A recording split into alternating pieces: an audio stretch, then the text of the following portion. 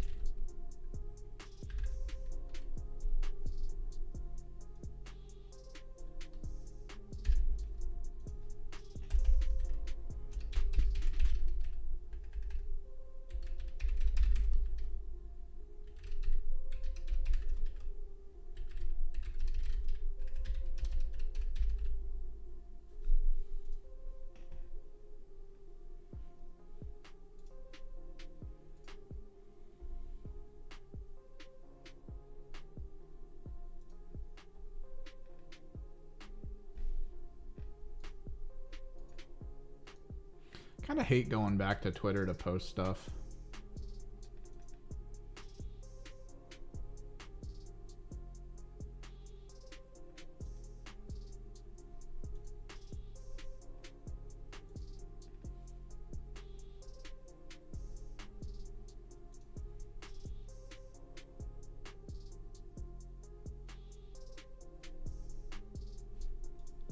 Every time I go back there, it's like, yo, you got a ton of new followers, like one a day. And I'm like, oh, one a day, you say. And I click on them, and it's 0 posts, brand new account.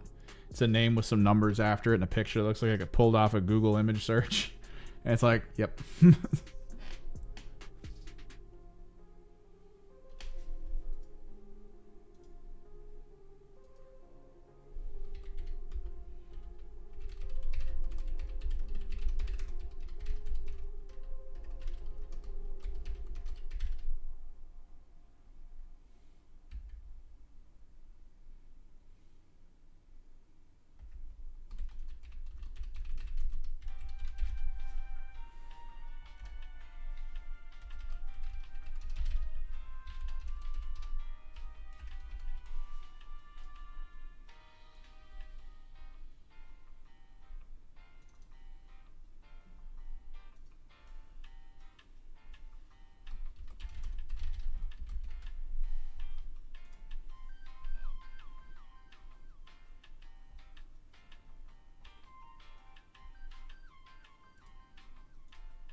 All right, posts are out.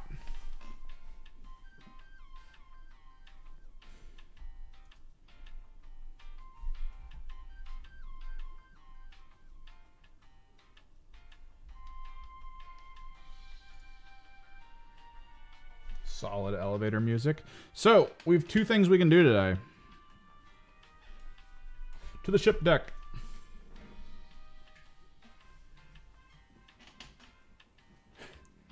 So I have all 3, 6, 7, 8 of my war dogs here. The point is, we need to put little magnets in that hole. I found that I do have enough magnets to probably finish this entire project, which is very important. Turn down the light. Very important right here. Because I'm pretty sure, yeah.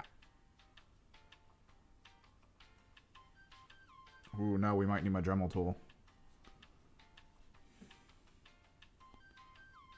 I think it can get crammed in there. Like, it's starting to go in.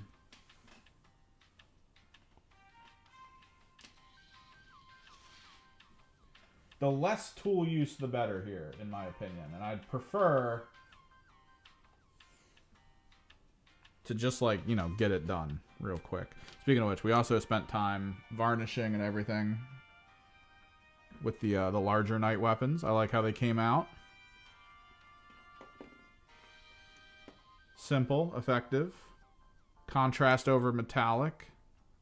Some glow effects added. A couple tonal changes. Super fun. So my larger knights are now pretty good, actually. They're pretty capable for what they need to do.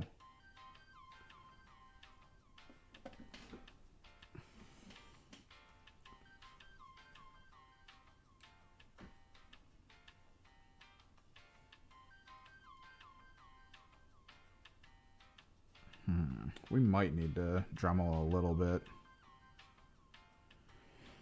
I'm not happy about that. I was really hoping these would be perfectly sized. I'm guessing the paint is what ruined it. Because it's like right there.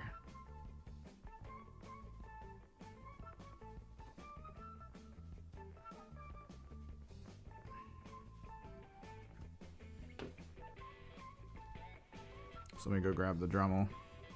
Because that's 100% what we need to do. Also, though, I updated the bases for the obliterators. Cork, a little bit of texture paste here and there. Give it some variation.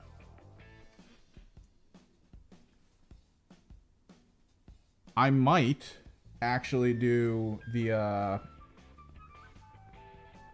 visual representation of my Emperor's Children team on this. Now, the original idea I brought up of the whole pink to purple, kind of cool. Being pink at the core, purple on the outer edges. I think we're going to do it differently, though. And I think if you guys remember what I showed with the starter team for Underworlds, the one that I did pink up through purple into cobalt, I think that's our goal. We're going to do the whole pink. We're going to do fluorescent purple as kind of like a light top down. And then we're going to go into the cobalt. And then at which point we are going to paint purple and gold on like the core panels and linings. But then we're going to leave like the glowy pink around it. So it's almost like the old color scheme, but then being enveloped by the energy to make it the new. Because I really like that color scheme. The freaking vaporwave look. The question is, before we do that, I mean, we can do it and it's probably fine. Do I want to order the stuff to install the blacklight LED in this base and then put the power underneath it so that each one of these guys can be individually lit up with blacklight to actually cause the magentas and pinks to glow? I think I kind of want to do that. I wasn't planning on doing it to everyone. I was planning on doing it to key models like leaders, maybe tanks that have large bases, stuff like that. Definitely Fulgrim if Fulgrim comes out. But like maybe we test it here. Because it's going to be a year before they come out. And when I show them to people to be like, what do you think? They'll be like, oh, that's cool. The normal complaint I get with the whole blacklight paint thing is like, all right, it's cool, but are you going to be playing under a blacklight? At which point I take the magnet out and I go, boop, and lights them up. These kind of are the test models. Because honestly, the Emperor's Children book could come out and it could be like, no obliterators. And it's like, I just have these things for no reason then. At that point. I just have them sitting around. And I think they'd be cool to turn into like Emperor's Children obliterators.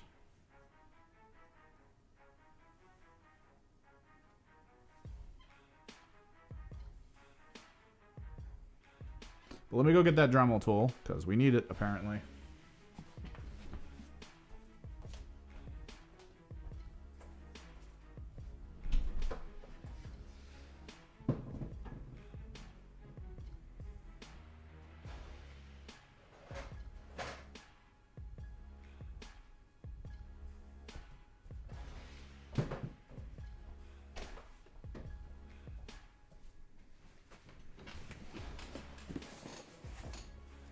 We got to figure out the bit size.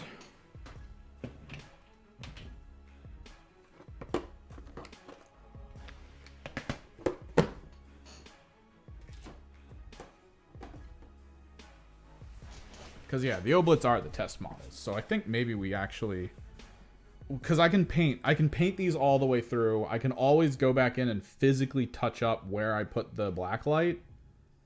Because it'll probably be like mostly maybe kind of out front of them to make the front part glow. That way they have that like frontal impact. But the whole point is to basically take the Dremel tool, drill a wire hole through the cork and everything, come out the bottom, run the wire through, and then cut it how you need to, and then put the battery underneath. That way it'll be like right there. I can then, you know, by hand put primer around the outer area of it so I don't have to care about it. Fix it up with whatever pinks, whites, all that I need. And then it's just fine, because it's like a minor touch-up rather than this overall whole touch-up.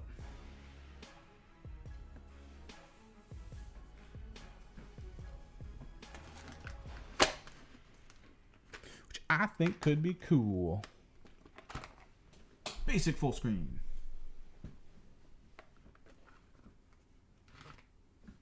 Alright, so we gotta figure out which one of these is just right. Which is kind of an issue. I don't know if I have a bit small enough.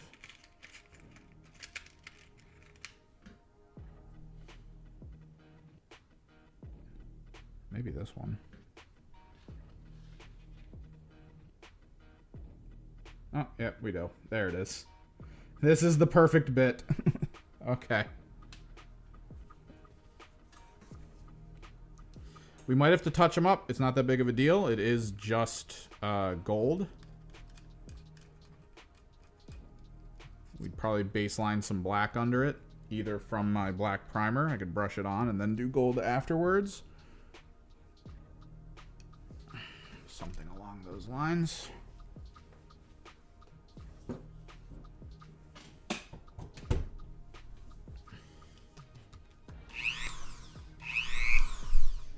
Doesn't feel centered. You know, it looks kind of centered.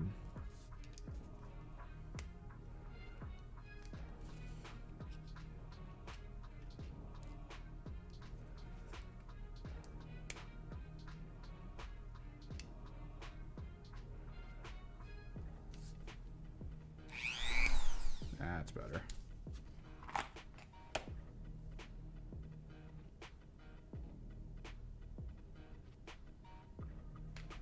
No, yeah.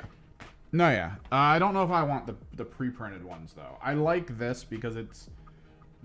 The approach of, like, cork and texture paste makes it very personal. The problem, of course, is it's cork.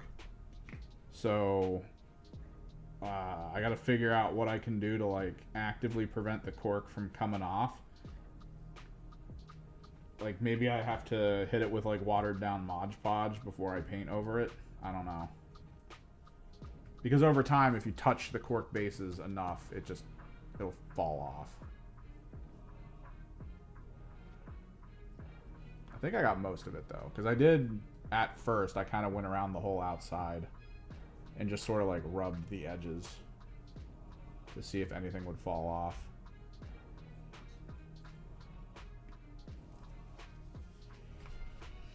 I haven't done a lot of cork bases. I think it's only been my Orc Commandos and now my Oblets. Usually where I limit my cork basing to.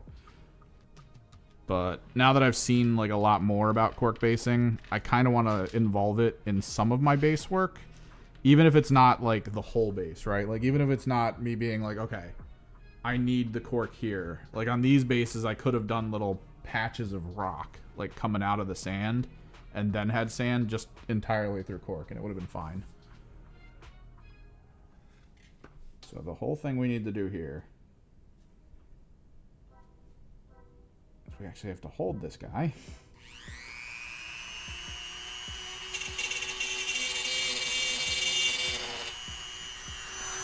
We only need a little bit. We don't necessarily need, I think, a lot.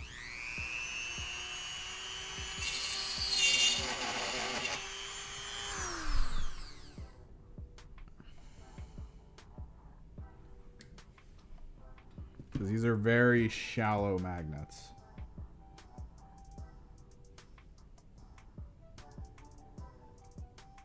I don't like doing this post painting, but don't really have the option right now.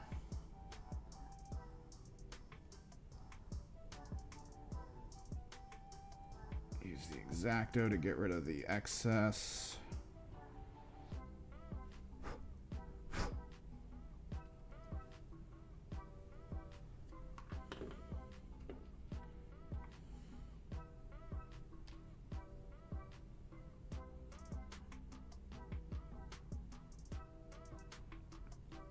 That sits pretty flush, and it sits against a surface, so it won't fall through. As long as I can nail that with each and every single one of these, we'll be good. So the goal is to not get too far into the base, or into the model itself. Leave a little bit of wiggle room, because we're just going to hit it with a slight amount of E2000. And then just drop the magnet down in there.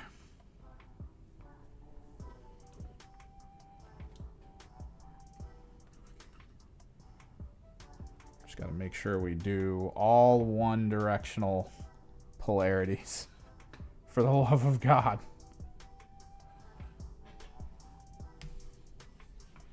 I've done so well with single directional polarities till this point.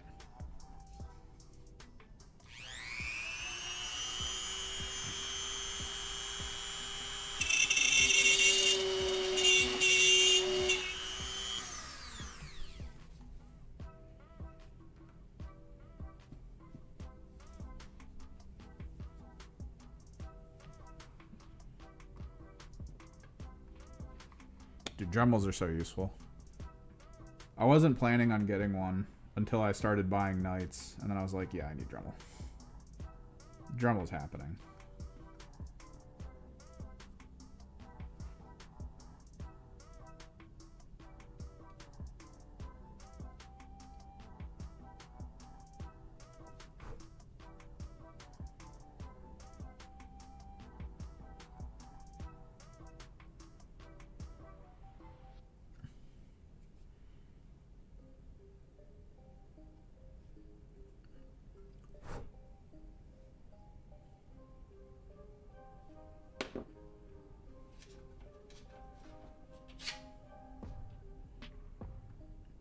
Perfect.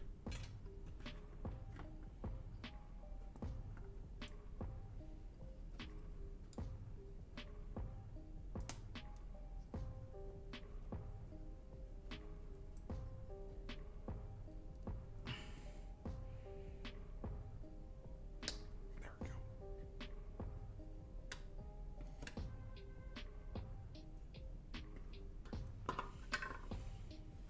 Oh, also. What's up, Odd Tiny AR TV? I got these printed. The Underworlds cards. Oh, I hope these are the right size. Beautiful. So now I just got to cut them out.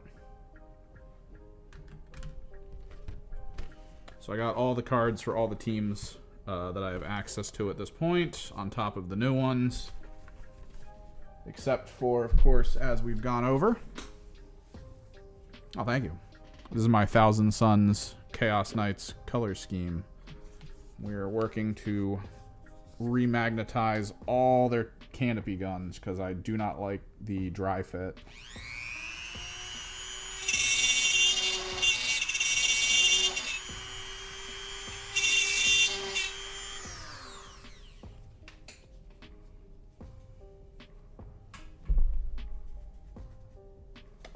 U.S. Thanksgiving is November. Specifically tomorrow. Last Thursday in November. Which also means that the Tanksgiving tournament that usually occurs at the local store is Saturday. I will not be able to go to it, as that is a lot of family birthdays all being done at once.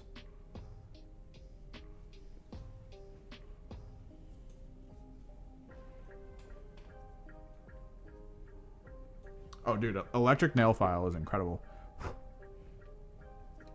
That was a forbidden tech. Penny Arcade started getting back into playing Warhammer. And the one person on there, I think she goes by That Bronze Chick on Twitter. She revealed the secret tech to everyone on that show because she brought her electric nail file. and was like, check out how I get rid of the mold lines. And just went over top of it with an electric file, and it was done.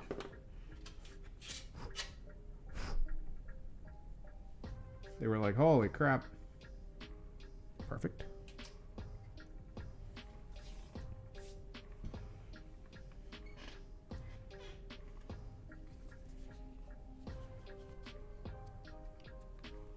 There are other countries that have Thanksgiving at different times for some reason.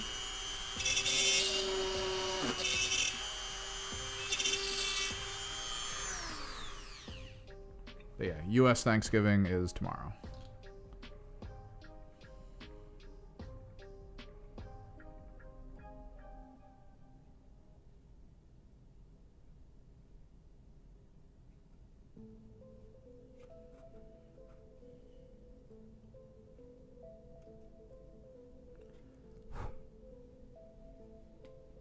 Definitely gonna have to retouch up this paint job on the top. A little bit of black, I'm thinking. A little bit of gold. I might not even need to primer it necessarily.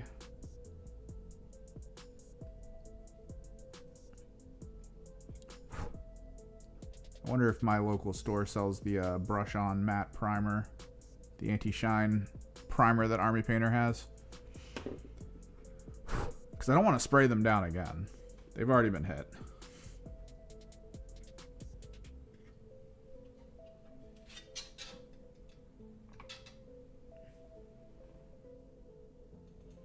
People don't like the team rules because they claim they're imbalanced. You're going to get that a lot out of pretty much everything Warhammer. Is whenever there's new rules, everyone will immediately start calling imbalanced at the start. Usually takes a little time to actually determine what's imbalanced and what isn't. I know some of the most recent things they said is imbalanced. They've pointed out rules coming for teams that aren't out yet and saying that it's imbalanced. Like the Crom team, the one corn team with 3 big units. Mechanics wise, it's good. I like the mechanics. It's a lot faster, I think. I'm still not down with a couple of the concepts though. Like a couple of what's built in is like basic, what's considered basic, like Underworld's practices. So on the 7th, we're getting 2 new decks of cards.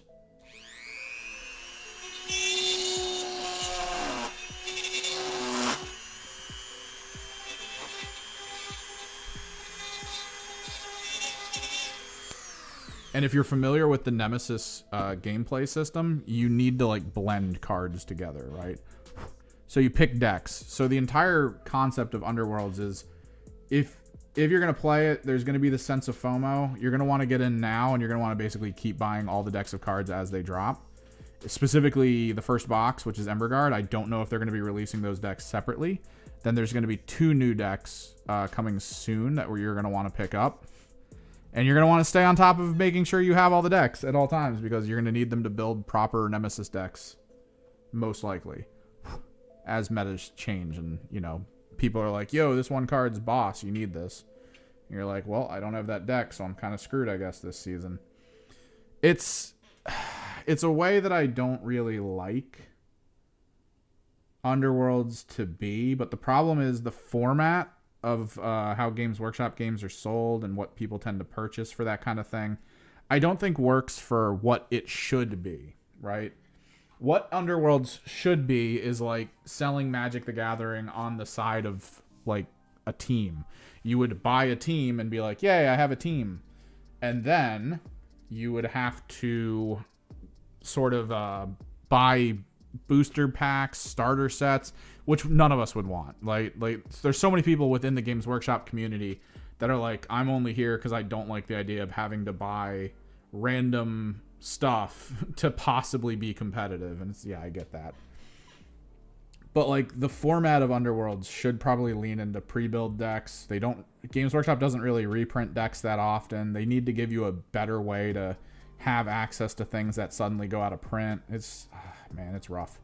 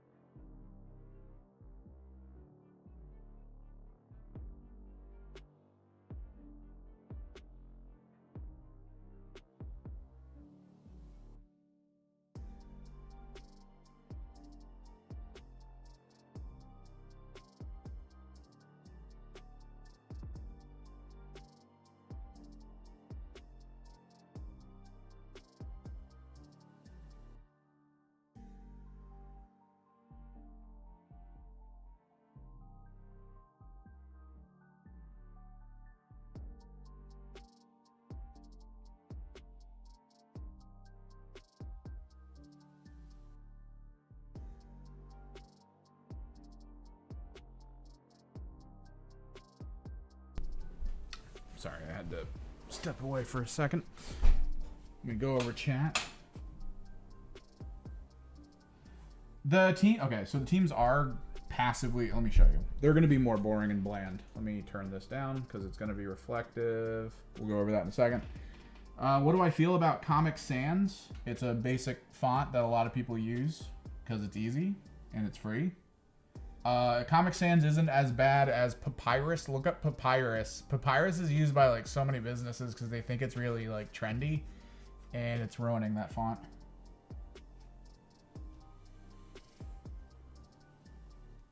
I was not into War. This is the first time I've been into the fantasy side of Warhammer. Age of Sigmar, the current rule set, is the first time I've been into that, and it is so fun. But okay, so the old cards had like special abilities and things on them before. Now you just look at stats. That's it. You get your stats. That's all you get. The team abilities come from this. So instead of cards having them, it's here. And some of these are, well, pretty much all of these are once per game. But some of them will specifically say only this kind of unit can use it. And you might only have one of those kind of units on your team. Which is kind of like that card having the unique ability. Then you get kind of your overall stuff, as well as like general and how they inspire. And it's, I don't know, it's made to be faster, because the problem I had before, and it wasn't really a problem, it was something I was able to deal with, was that every card had a special ability and you had to remember what was on those cards. Like, you had to remember. Whereas this, the way they've done the once per game thing and all that function, I think it's a little better, because rather than you having to, let's say you're using a specific type of deck, rather than you having to draw a card that's like, next time you attack, you do +1 damage, that's built into your team. One of your teams might have that as an ability. You can just use it. Let me turn this light on.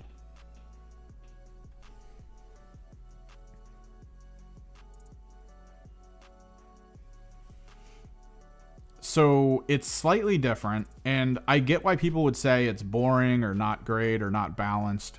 If you were unfamiliar with Underworlds before current Underworlds, that community was rabid for rules. That community had like 20 different major podcasts that had way more viewership than you would expect, of people trying to figure out how to like build meta lists and decks and getting ready for tournaments. Like, there was this just incredible sense in Underworlds of like, you need this information, we're gonna tell you these really cool and crazy things.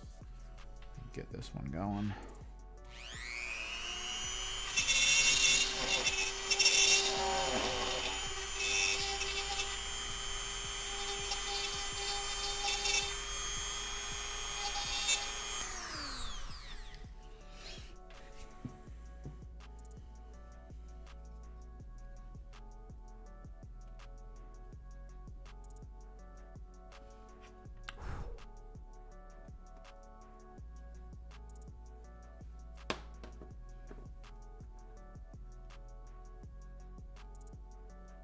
Glue, and then probably paint when the glue dries.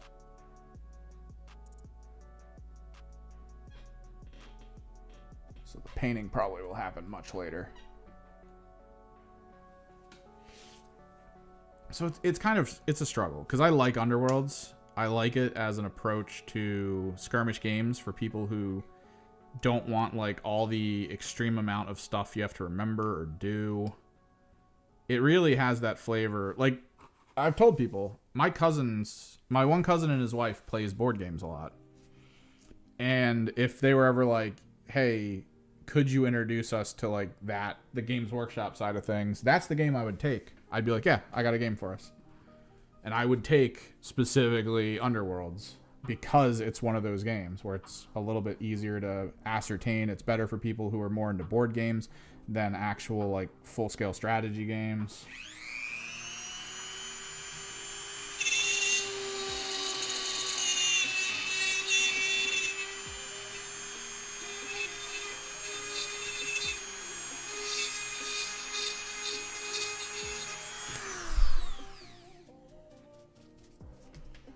And if Games Workshop could just handle it right, I think it would be a really good game. But they do continually mishandle it, I think.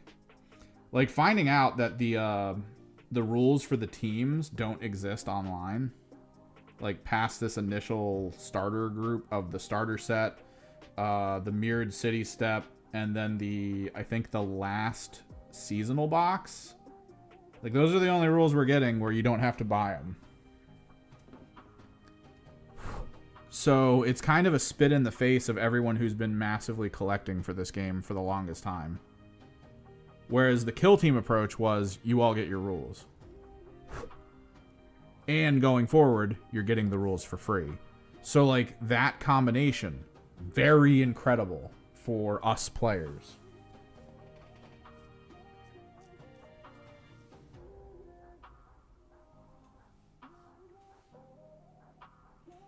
So, fantasy, right? Like, you're talking actual fantasy, right? Like the square bases. I have not played square bases. I still have not played square bases. I understand square bases. Square bases exist because they want you to be able to flank your opponents. They want facings and the sides to actually matter in the game, which, if that's what you're into tactically, there you go. It's awesome.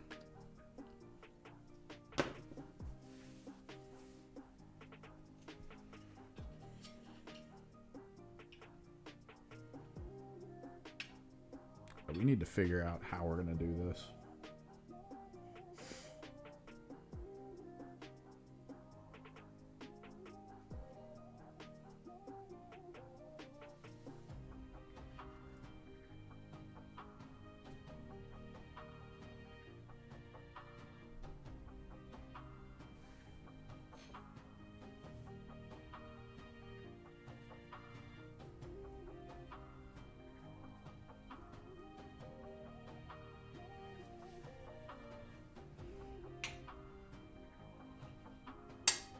If not, you might not have a fun time.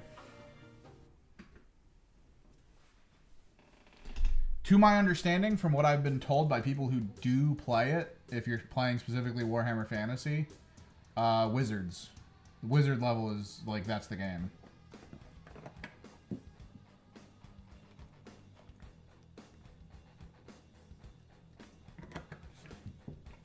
So it's something to think about. I don't know how big the fantasy market is.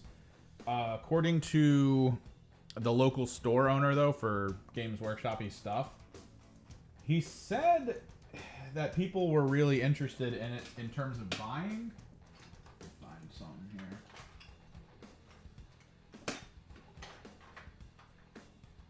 Where's my pick tool?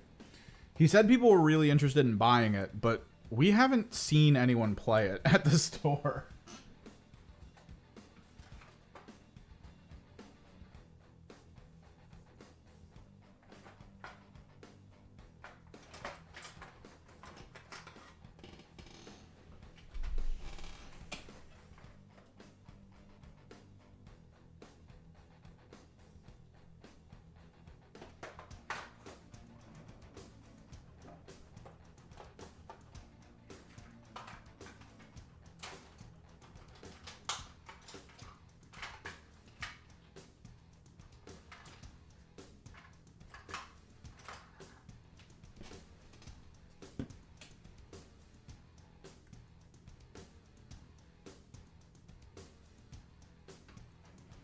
I guess. It's kind of weird to me.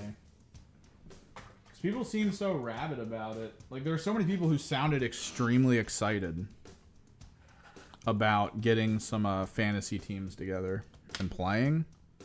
And then out of nowhere, it just seemed to not really matter. How am I going to do this? I don't understand.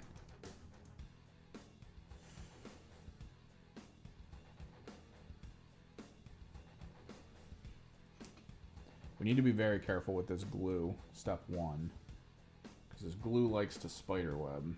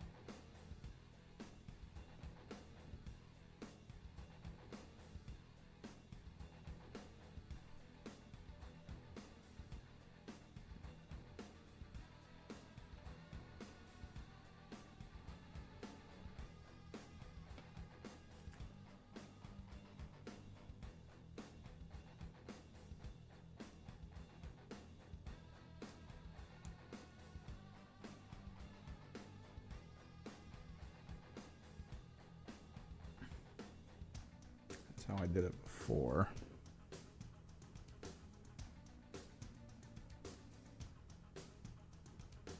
Like a plastic or wood spludger.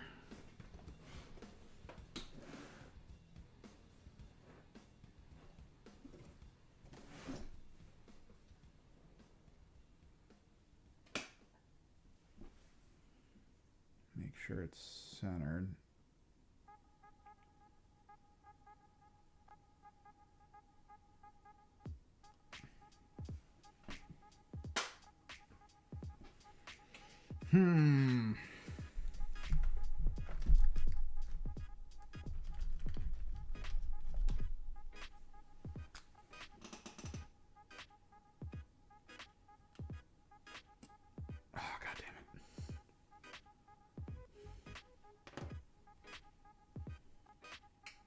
This is not going to be easy, is it? Seriously, though, I need like a wooden spludger. And I don't know if I have one.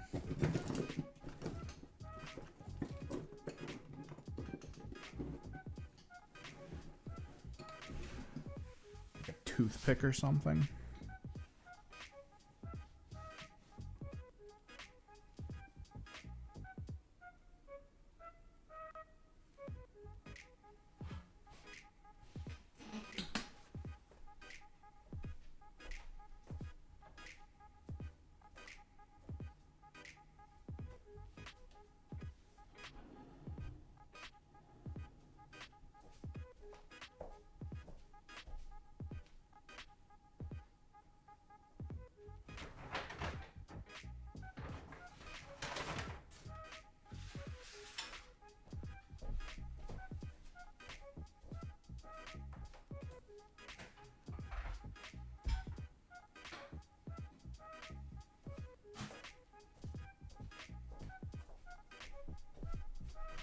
I could have swore I had something.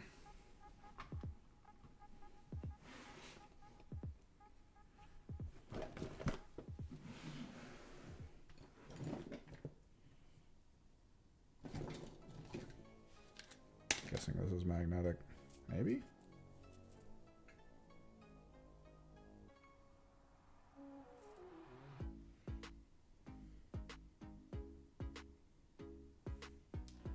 It's not. Okay.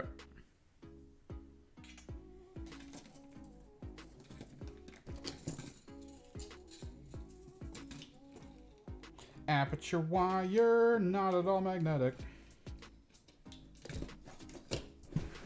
Shit saves the day.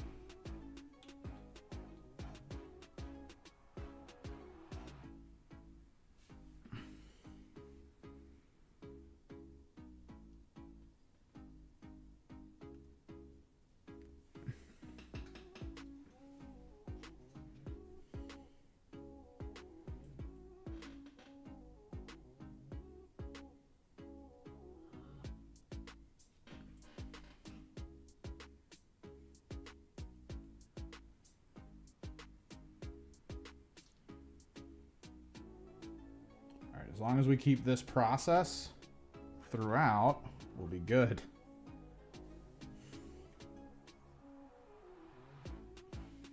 And I know there's companies that sell magnets sort of pre-designed for this.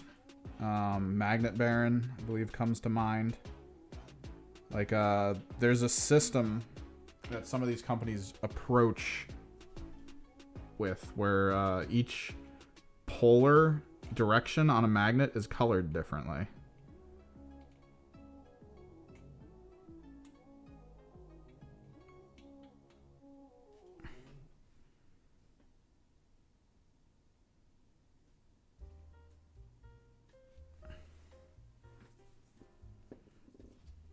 That way you'll always know. offhand which direction you really need to take it.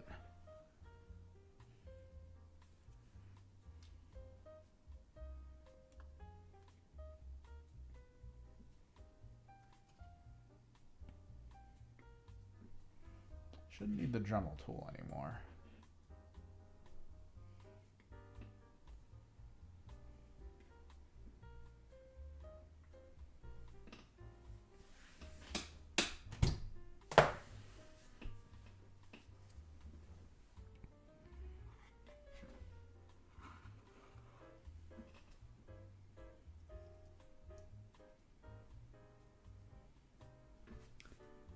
So any of you have fun Tanksgiving events going on? Maybe at a store or something? Maybe you're just doing stuff with family. Like a regular person.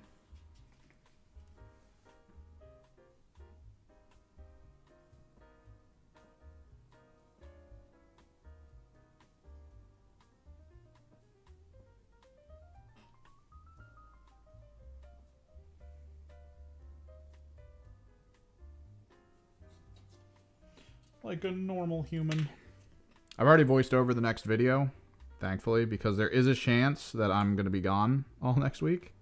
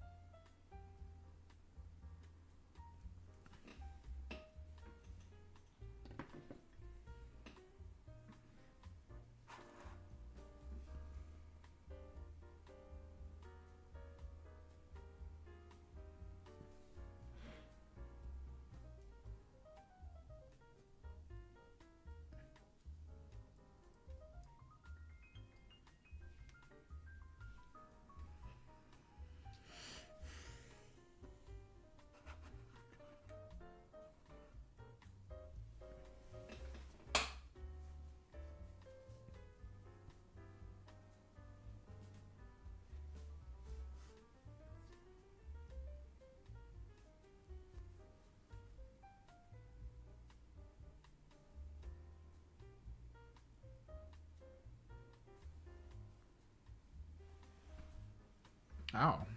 Okay, so I do really want Demons of Tzeentch to be kind of like finagled into the Thousand Suns Codex. I do want that. I'm also interested in the detachment, although I will say I do not have enough Tzeentch demons to allow myself to field a team. I think I can field a 1500, but I am of the mindset where at this point you're either playing 2K or you're playing Combat Patrol. Because there's almost no point in playing like 1K, right?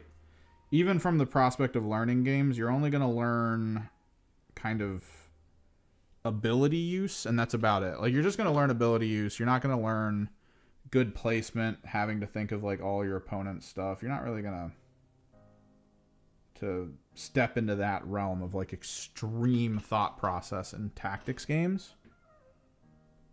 Yeah, demons are allied to T-Suns, because 1,000 Suns can only take from the demon ally list models that have the Tzeentch mark. They can't. I can't put Bloodletters in 1,000 Suns army.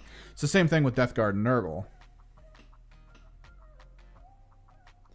And yeah, allies hardly function in 40K. They tried to reassess it with some of the more recent books by actually applying the units that could ally into the books in ways where maybe they have like different function, or at least they say certain things.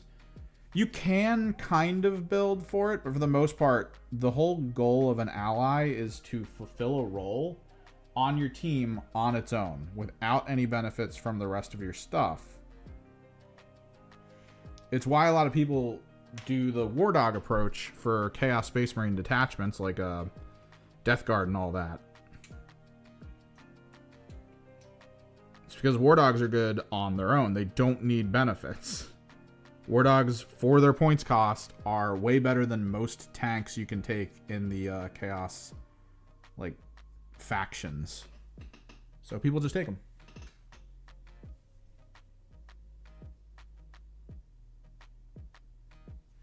No, if I had to do it, I would probably add some Chaos Knights in. But my thing is, a lot of people are leaning into it. I want to see what the new Chaos Knights detachment is if it drops. Because we're getting an Imperial Knights Codex. We're not getting a Chaos Knights Codex, which is obnoxious. But a lot of people want to see what the new detachment would be for Chaos Knights. To maybe be able to focus on something else than kind of the crappy system they gave us.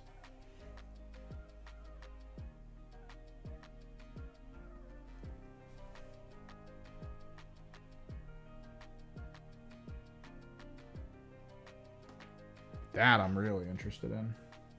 But yeah, I could easily field... I would basically just take all my Tzeentch demons, and then I would probably take a Tyrant or something. Have a Tyrant backline holding down the field. And then have Kairos and a Lord of Change and a bunch of blue and pink horrors and screamers and stuff just running around. Oh, not this.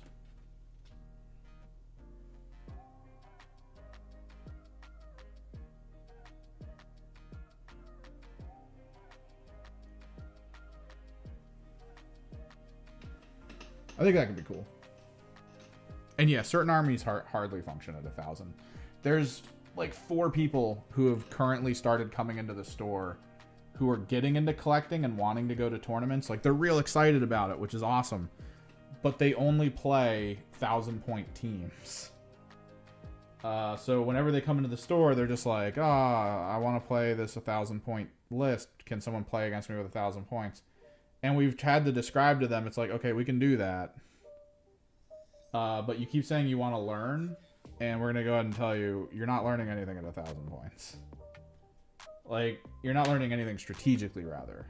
You're learning just common rules concepts and stuff, and that's about it. But, like, it's better to do that at combat patrol scale, where you're not also thinking about, like, 1,000 other things with your tactics, like your ploys and all that.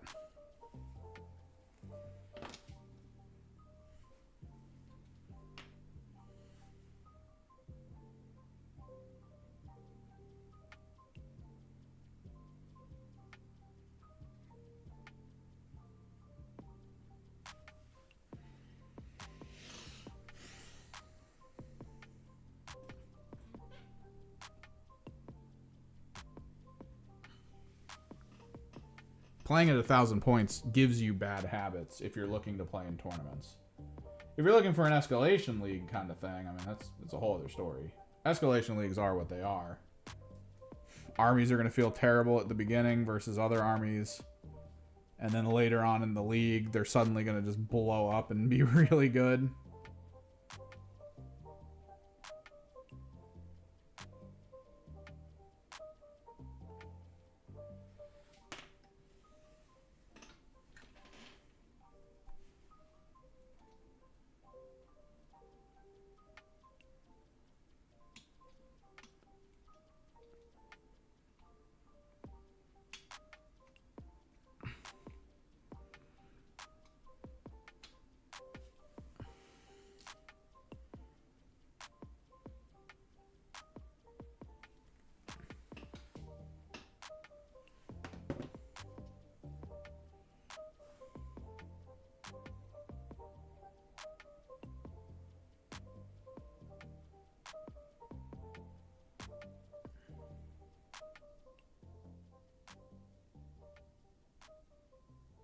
All right, canopy magnets are on.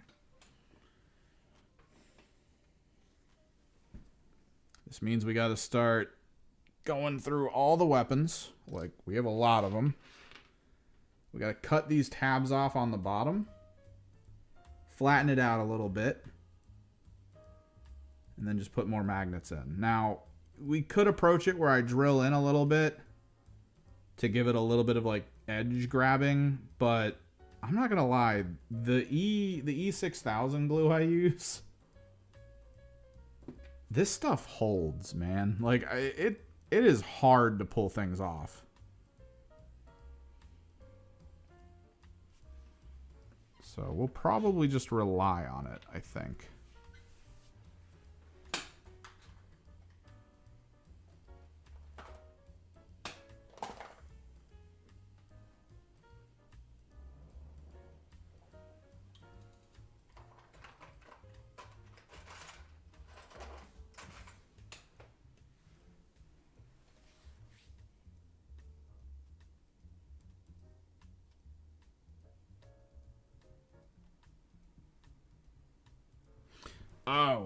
Okay, I read the rest of that, Pyro. You can't ally T-Suns into demons. You can only ally demons into T-Suns.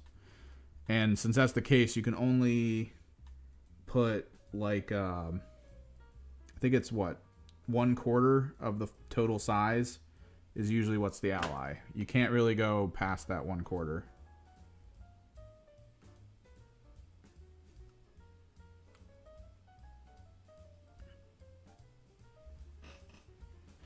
You could do knights, though.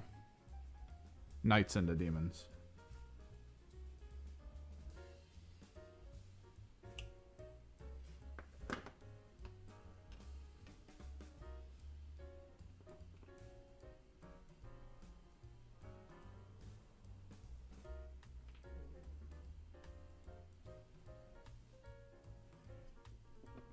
These are the 3D printed ones. Versus the standard. I like the 3D printed ones. They're subtle. They're definitely different, but they're also a little subtle.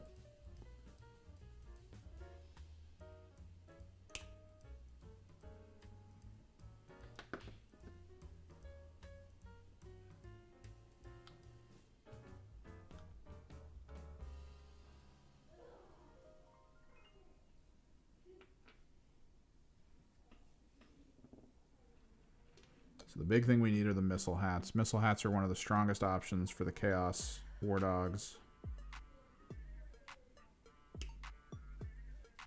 But not all of them. Can use missile hats.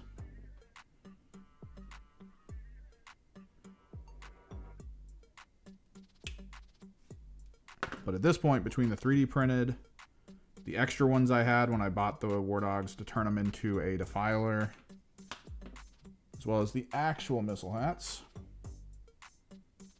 should be golden. But yeah, next video we're going to work on, which is already voiced over,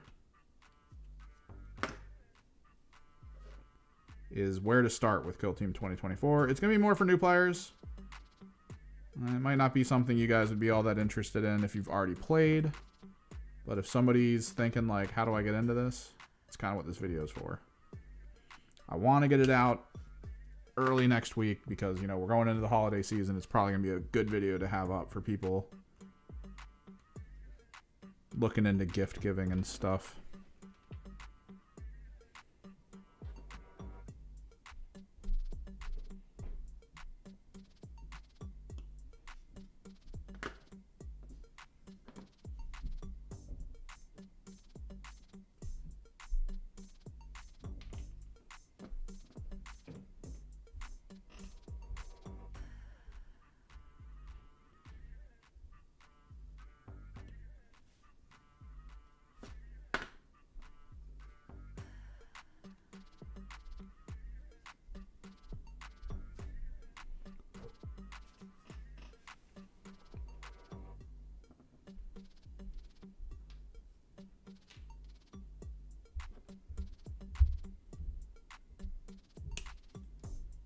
We'll need a couple meltaguns. I do like the idea of the meltaguns on these things.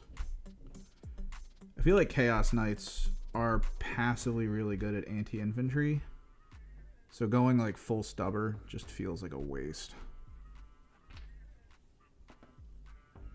So it's good to get some armigers. I actually kind of hated how you have to purchase this. You need to get like a blend of dogs and armigers in order to get most of the loadouts you want. Because you can't get the meltaguns from the War Dog list for parts. But you can't get Havoc launchers from the Armiger list. So you have to kind of get a gentle blend of both and then dip into some 3D print on average.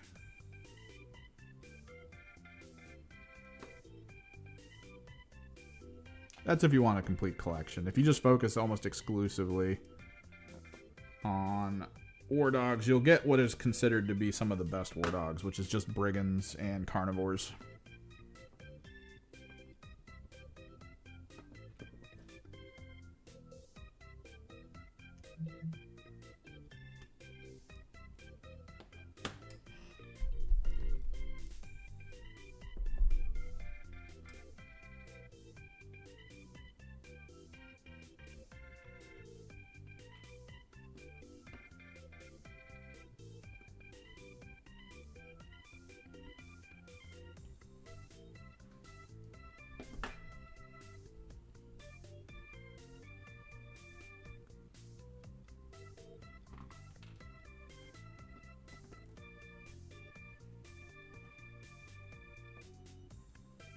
which point you go all missile hats.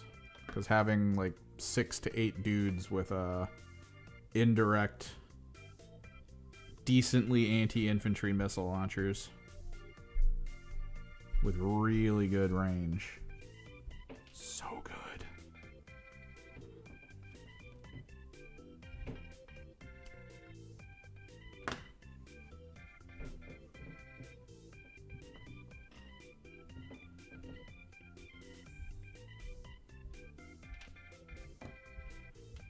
So I only have 4 Meltas. It's not the worst. Usually I put the Meltas on the Huntsman.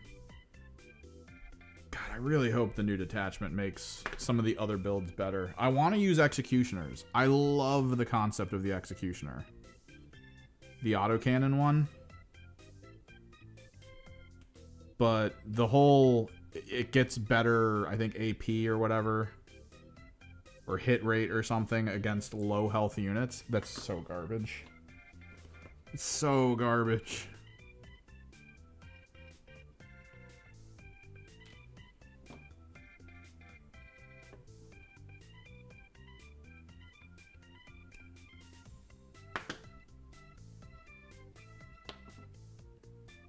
Because I would honestly rather run Brigands Executioners. Brigands for the up-close threat. Executioners for the long to mid-range, just damage dealing.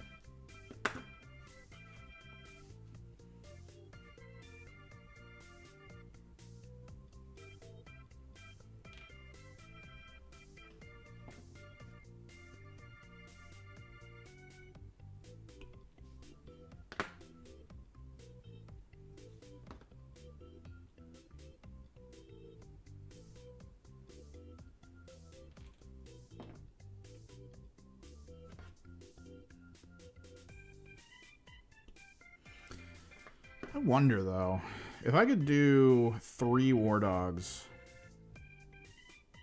and then my Demons list, depending on what the new detachment is, maybe that could be awesome.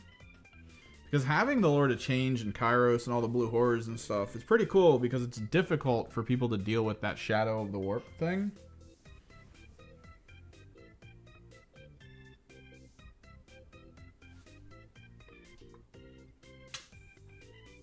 Makes it very difficult to deal with the Shadow of the Warp.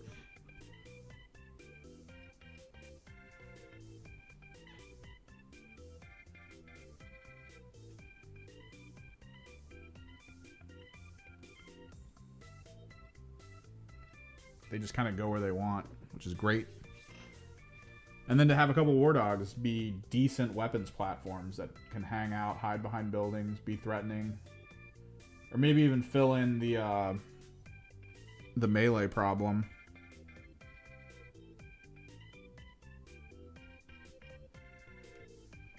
By just getting like 3 carnivores. Or just 3 huntsmen even. Although carnivores would be better. They get to move faster.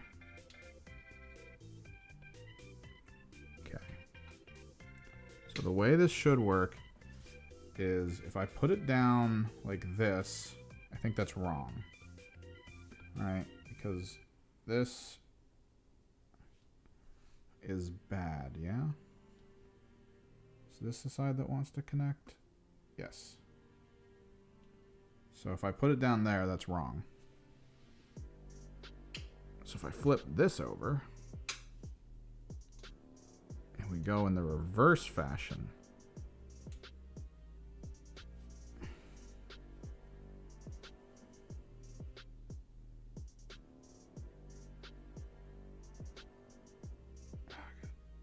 the issue is trying to get the magnet to come off.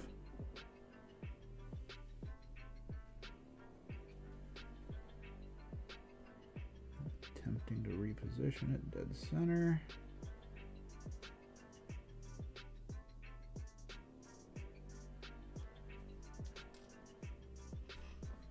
That should do it. Now, worst case scenario, these should be easy enough to peel off.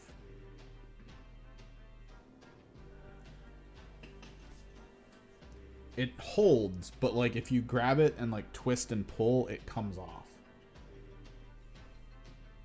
Which has been pretty good. It's been super helpful. This has been an amazing glue, in my opinion, for this kind of thing with magnetization.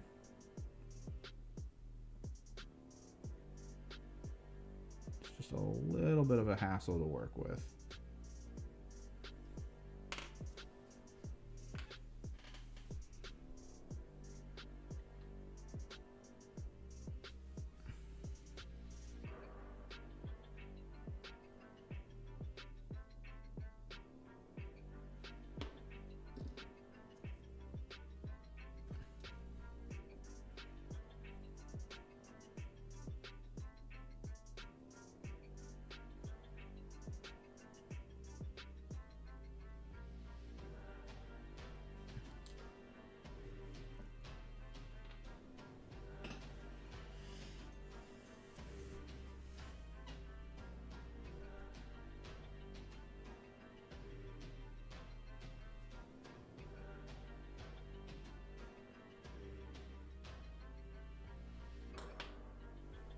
To open my window.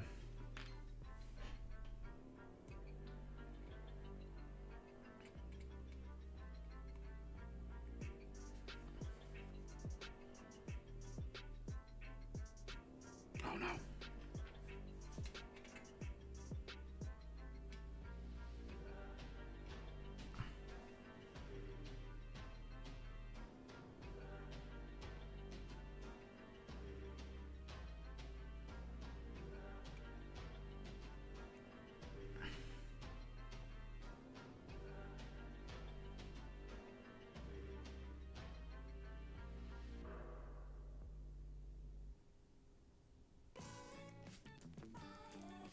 God damn it, come on.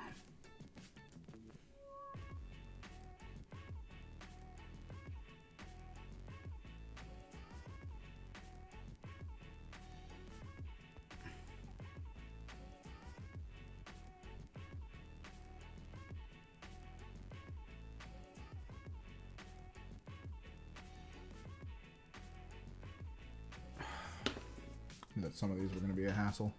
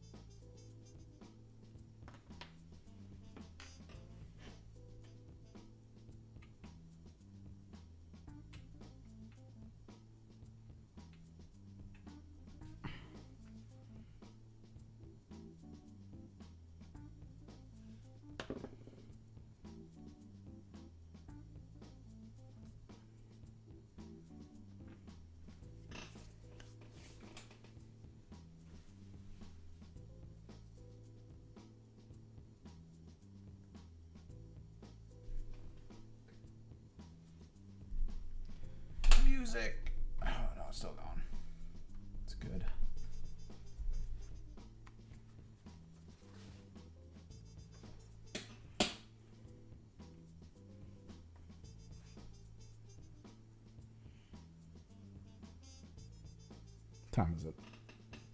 3? We might have time to airbrush.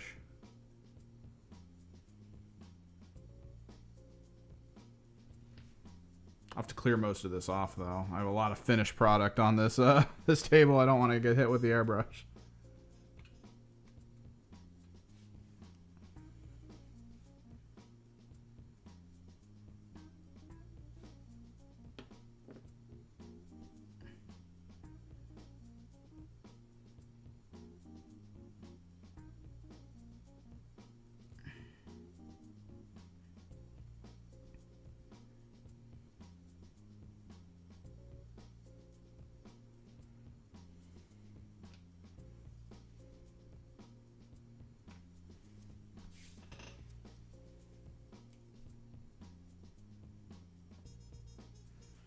Kind of want to pack my Underworld stuff in my car so that when I go to the Thanksgiving stuff with my cousins tomorrow, if it comes up and they're like, is there a game that's decent for us to play maybe in that? I could be like, it's in my car right now.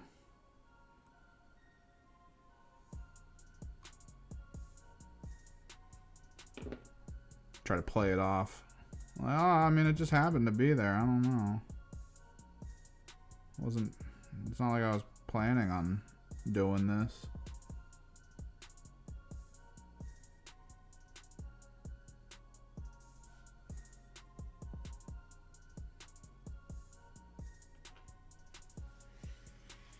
I do think I want to spend some time tonight cutting out a lot of the Underworld's cards for the teams, so I at least have the team cards on hand for just general stuff. I do want to laminate the team rules. I think that's going to be important.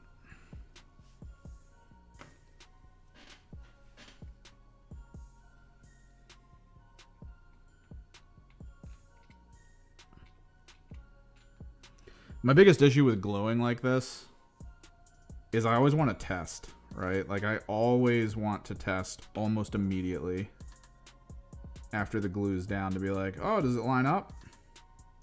Is it good?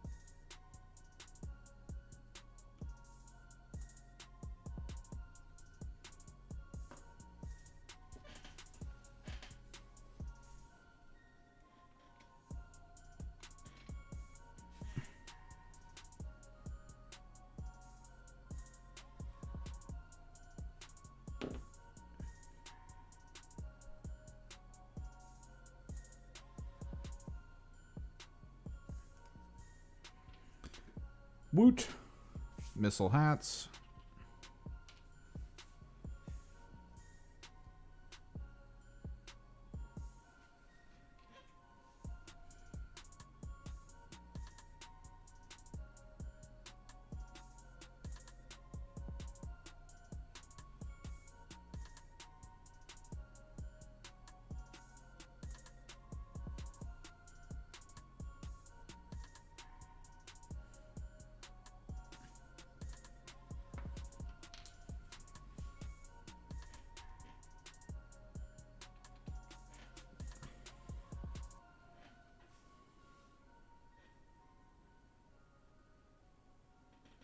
Uh-oh. I don't know. We're probably good.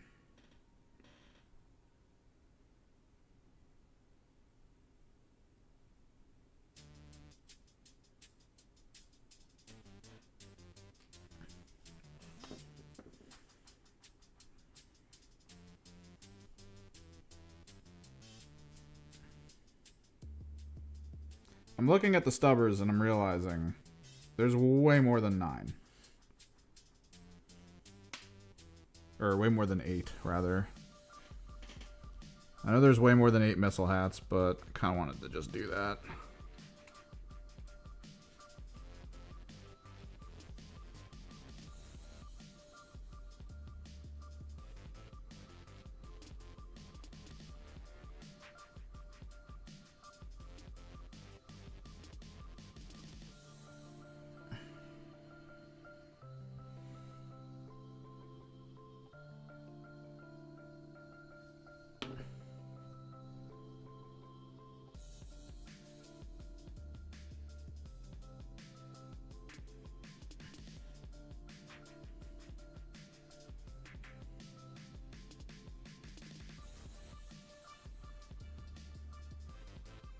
Let me try something.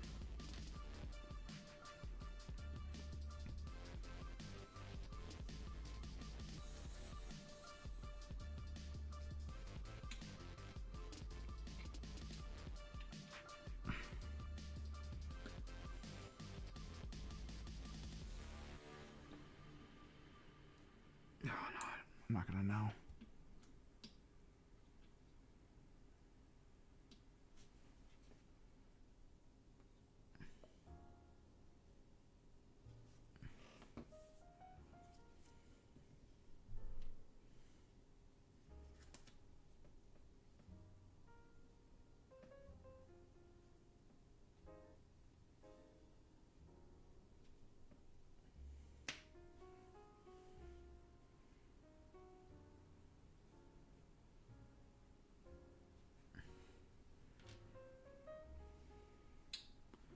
This isn't exactly easier.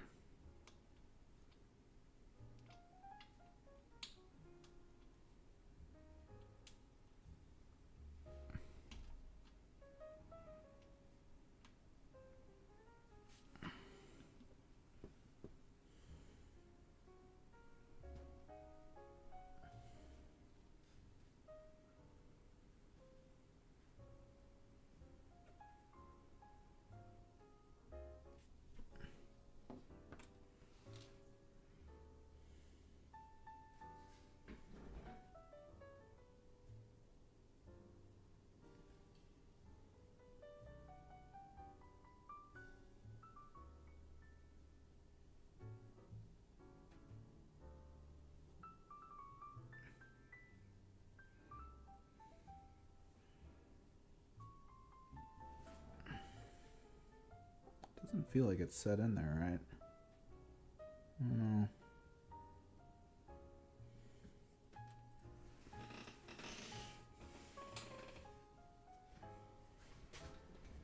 $30 for Emperor's Children. What's up, MVG?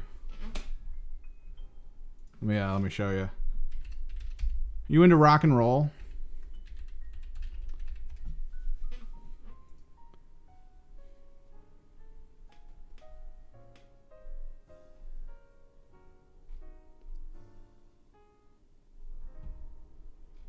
See if I can find some good artwork.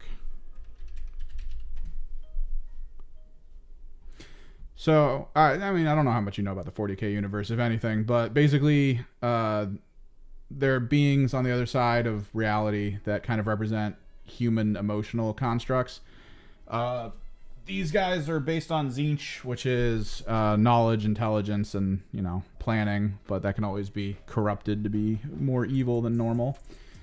There's Khorne, which is all about fighting and strength. There is Nurgle, which is all about kind of like accepting life as is and death and, you know, that kind of stuff, which eventually leads to disease and stagnation and things along those lines. Let me see if I can find a good picture. But then there's Slaanesh, which is sort of the patron god of the Emperor's children. All about creativity, music, sound, to the point where there are actually characters in that army that use weapons designed as instruments that they play, like guitars and stuff like that, and they create sound that kills people is basically their thing. But they're all kind of like punk rock in general concept. So I actually bought a bunch of 3D printed heads of female punk rockers that I'm going to put on those models whenever they come out. But that's next year. God, I'm trying to find a good picture.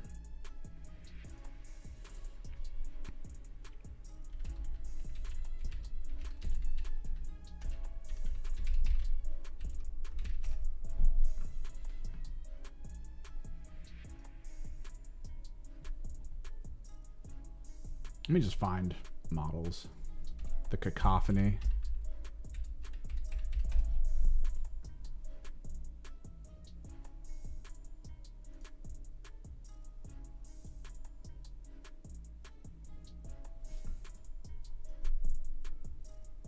Nah, Fulgrim.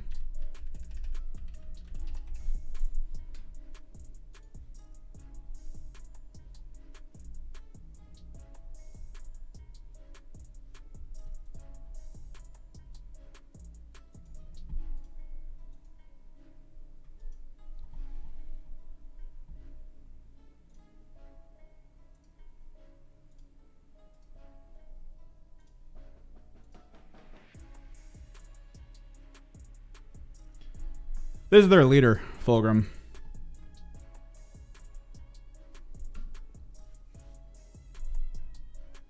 But yeah, they use music, sound. So that's the thing, Francois. There's a little bit... So there's planets in the 40k universe that worship the gods in positive ways. They do worship Slaanesh as like the god of creativity. They do worship Tzeentch as the god of knowledge. Like, in the positive lights. The concept is that the chaos gods themselves exist as we as humanity put the energy in. And since we're always at war, that's why you get the BDSM freaking demons that are completely cool with flaying your skin off, because, you know, it's at least a physical emotion. They get a physical response from it. Or melting your brain with music. That kind of stuff. But yeah, we're just using glue to try to finish magnetizing these units, because these are expensive as hell. And one of the ways people have figured out how to maximize the potential for buying and using these in games is with magnets. You can change weapons. Originally, I had the canopy weapons just set so you could pop them in, but there's a really big risk of them kind of falling off during tournaments, and then you just don't find them.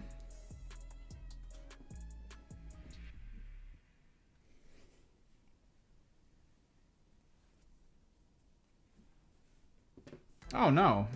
It was just a sheer quantity of energy put into the warp that birthed a god, because a bunch of space elves wanted to have a drug-fueled orgy in a pocket dimension.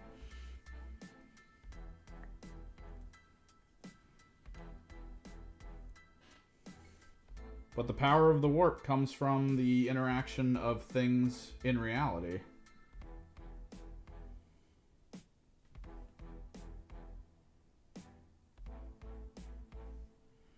And there's enough lore to support that the beings that represent those things aren't always just about killing and consuming.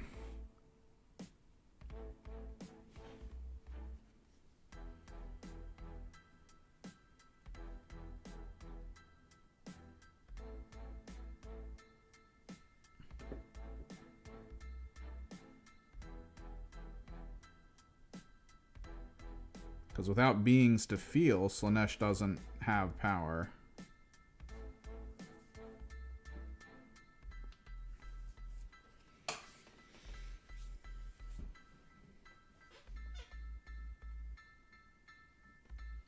So 1, 2, 3, 4, 5, and 6. Meaning 2. Won't need magnets because I don't have characters for them.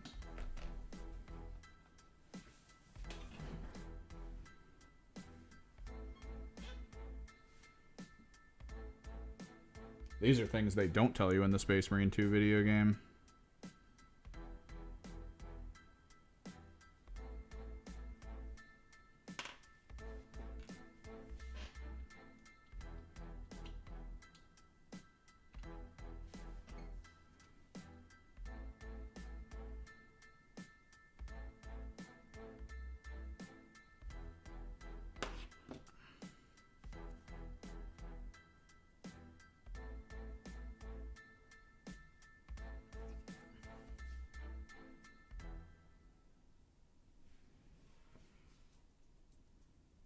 Why didn't I hear an alert for the donation? Oh, it's a super chat. That's why.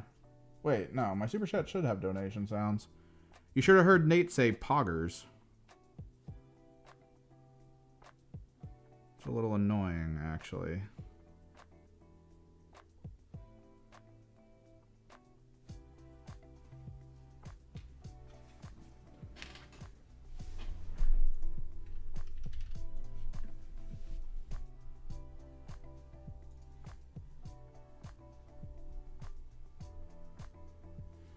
I need to double check this.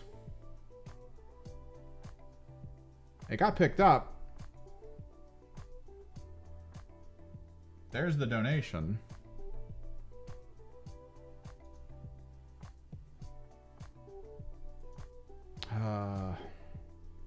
YouTube. Super chats. Are you kidding? No, it's right here. It's supposed to say poggers.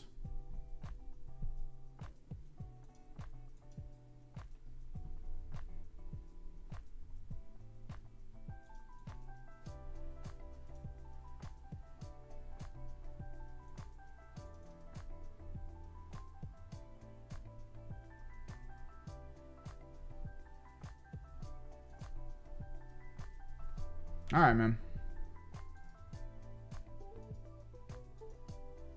That's disappointing that it didn't say poggers. Test. Poggers. Yeah, there's the poggers. I don't get it. I don't get it. Whatever.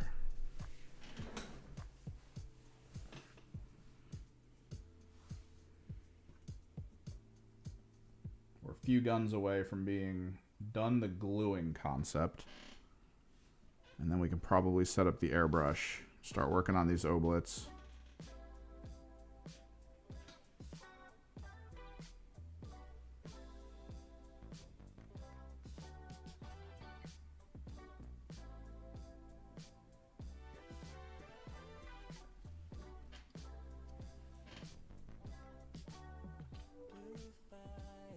I'm skipping this.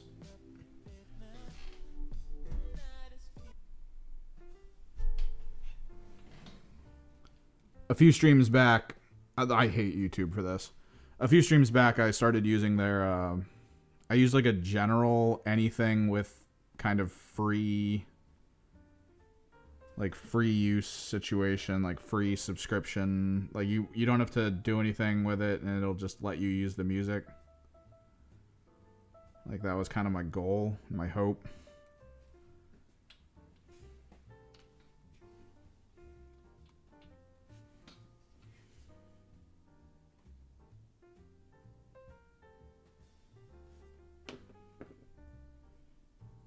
And everything said license duration, infinite, copyright, not an issue. But one of the songs came back as a DMCA strike. So I had to mute that whole part of that VOD. Super annoying. YouTube does this all the time. I remember a while ago. I was looking at the free music section, and you click, you know, like, I want free music. I want the DRM free kind of situation. And right on the first page, when you first get into that part of the back office, there was one song sitting there on the front page that was like, if you want to use this, you have to pay like $20. And it's like, you said free. I have free marked. Why am I seeing a $20 song on the front page? Like, if someone were to just like pop in here and press play and then go live on a stream for some reason, they would be so screwed.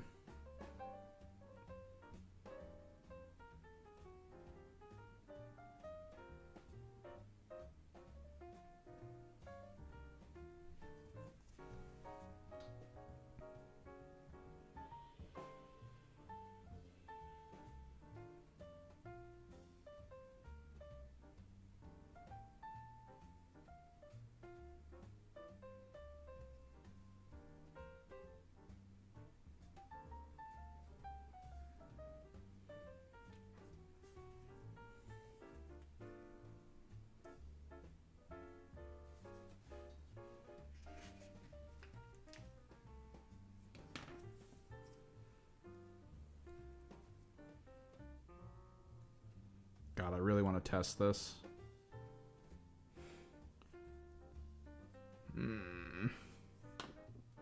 So problematic working with magnets. The desire to test for whether I've been getting the polarities right or not is high, but if I use it too early, the magnet's going to come off. And it won't matter anyway.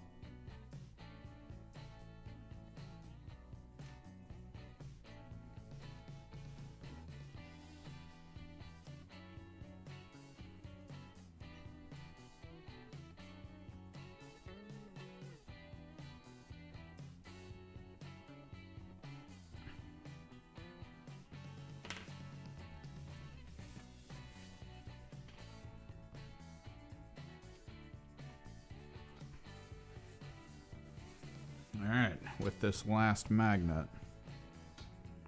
we are possibly done unless I find out I fucked up the polarities.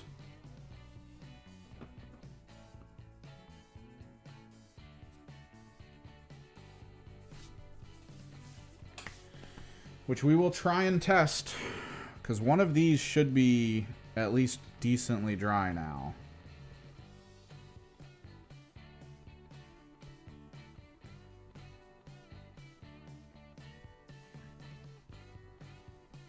Like, this one seems dry.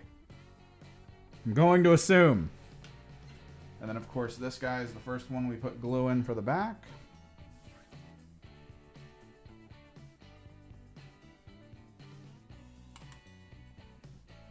Word.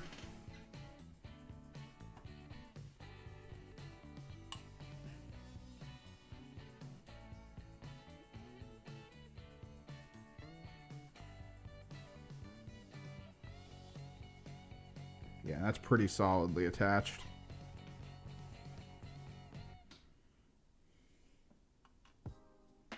Hell yeah. Feels good, man. Because, oh my god, that is a solid connection. Like before, right? And I was playing a guy who had this same issue. He was using friction-based stuff. He paid a guy to paint all his stuff, and he, the guy who painted it was like, we're going to do friction for the magnets on the back. He was like, I hate that idea. But, I mean, he had to abide by what the guy was doing. And the whole time he was playing, all his back component guns were just falling off. I think we could probably test one of these. I feel like these would probably be fine. I don't want to test any of the... Yep, there we go. We're good. We just have to paint them, which I don't want to do here because we're going to let the glue dry. Glue will adjust in size and like viscosity over time. So if I paint them now and it shrinks down, we're going to have issues. Let me... What time is it? 3:30? I'm going to mute the mic for a second. We need to put some of this stuff away.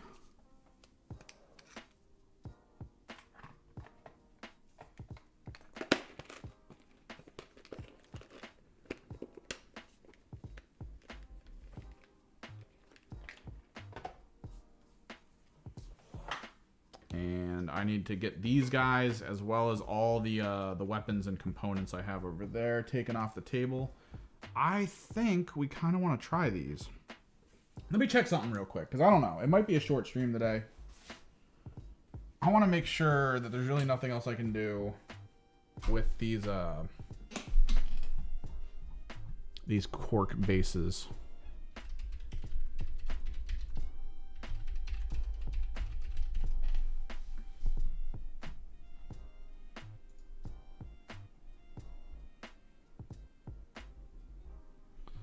Measure around bottle, but cut piece cork, glue cork onto base. Can use multiple layers.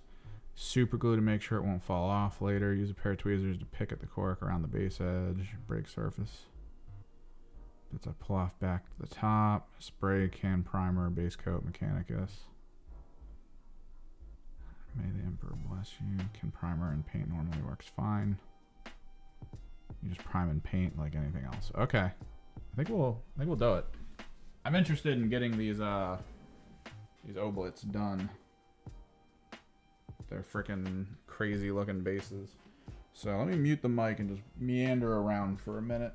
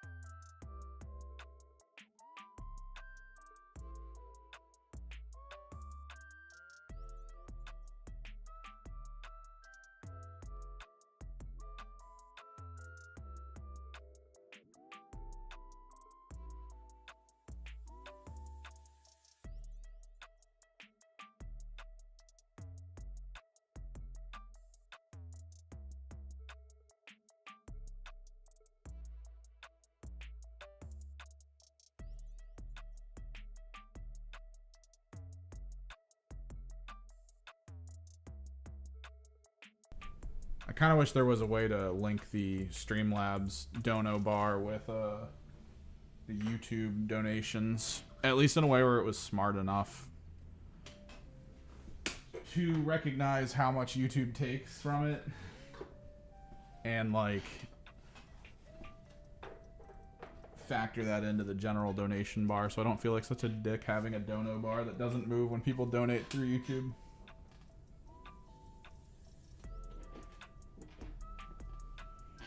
These 3D printed guns came out really well. I love that. It just looks so smooth.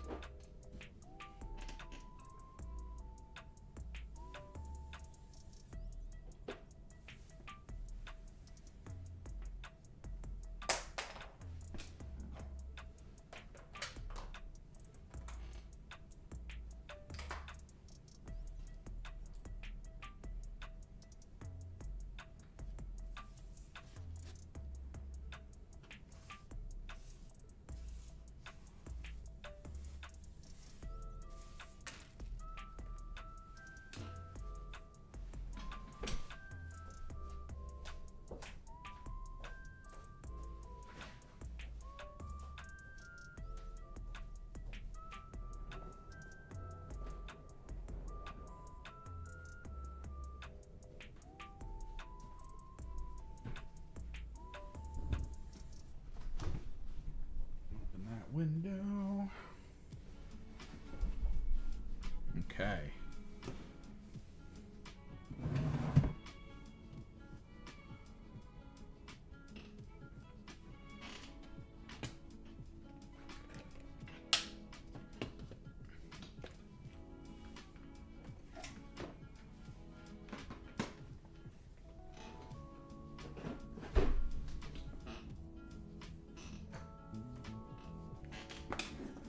I wasn't really prepared to airbrush. I didn't think we'd get this far today.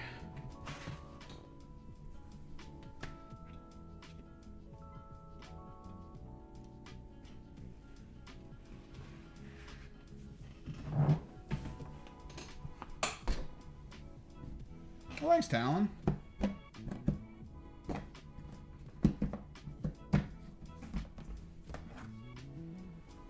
When you see me streaming, don't hesitate. Like, even if I'm doing something random like this, where I'm just painting things and doing hobby stuff, I'm always cool to talk about kill team rules and stuff going on. That way people...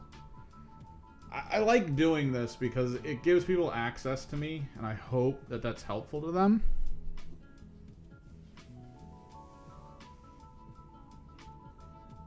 Or at least it can be helpful to them. This.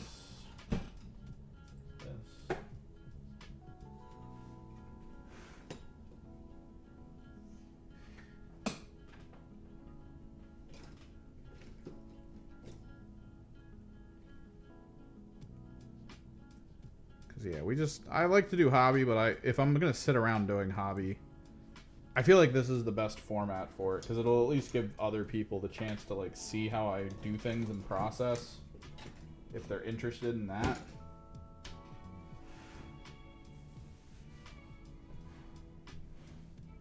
Let me grab the cleaning tools.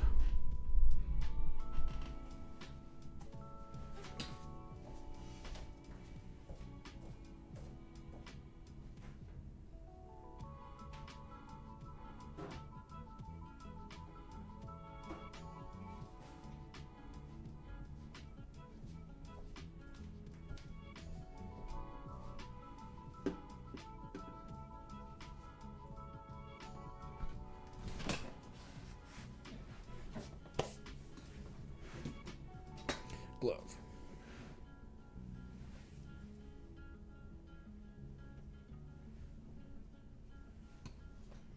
Let me put a cork in the airbrush container.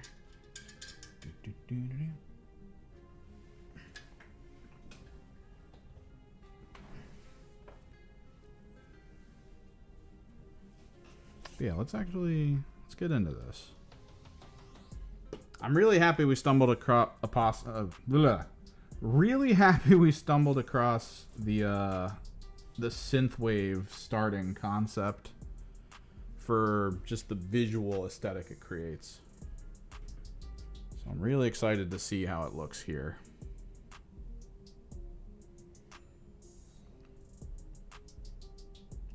This might need to be cleaned a little bit. How the hell did that happen?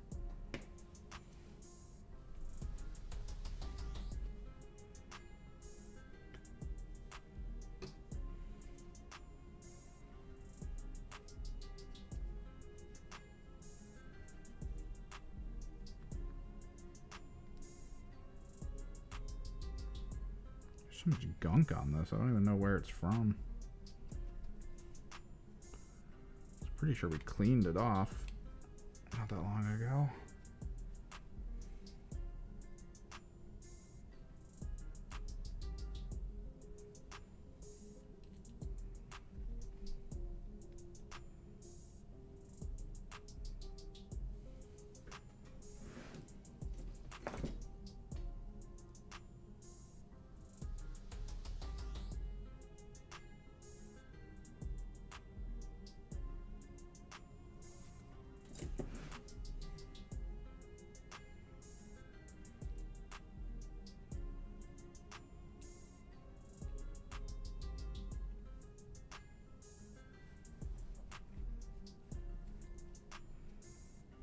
Might have to look into getting a new airbrush at some point here. I imagine my brother's gonna give me like $50 for Amazon, and then I'm gonna give him $50 for Amazon. Classic us. And then I'm just gonna go order probably a new airbrush for my next big budgetary purchase. Because this one's getting to the end of its life, I think. It's given me two incredible years for as cheap of an airbrush as it is. This was like $25. And this has painted almost everything I've ever made up till this point, which is a Gene Stealer Cult Army, an almost fully collected Thousand Suns Army, a half collected Knights Army, a half collected Chaos Demons Army that then turned into a full-scale AOS Disciples of Tzeentch Army. Almost every kill team from season 1 and 2, and most of them from 3 at this point. Like, I've done a lot with this. Tons of freaking Underworld stuff. Man, this brush for literally like $25 on discount. It has done so much. It has pushed so hard.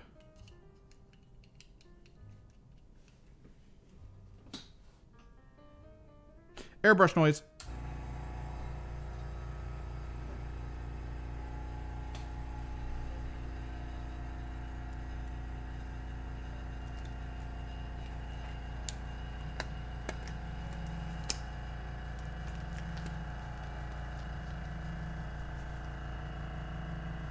Super glove.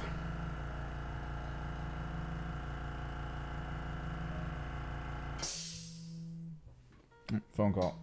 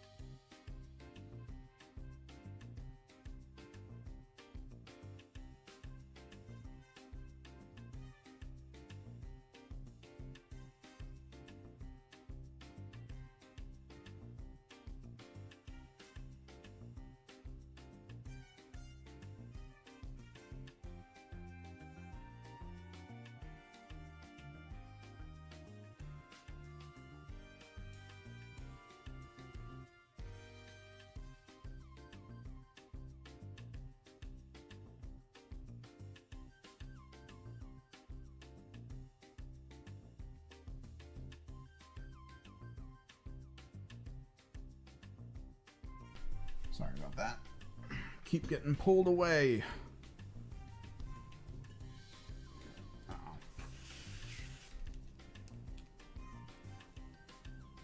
I gotta clear this off. God, there's like paint on this that shouldn't be on here.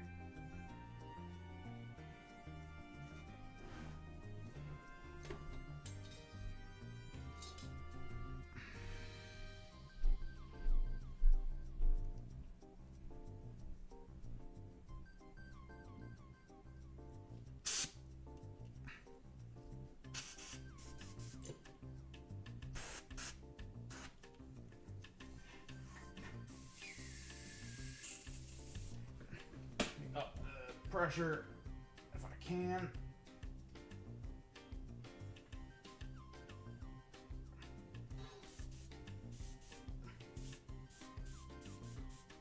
Maximum pressure.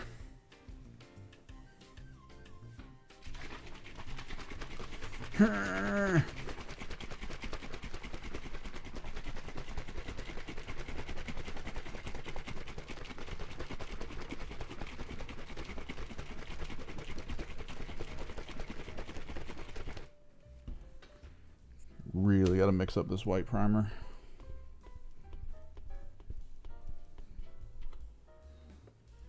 What is this? I don't know. It doesn't sound like enough's coming out of it.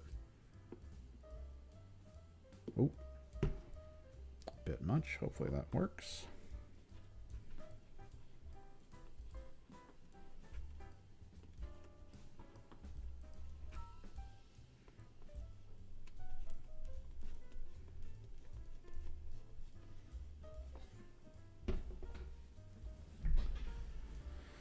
Oh, blitz.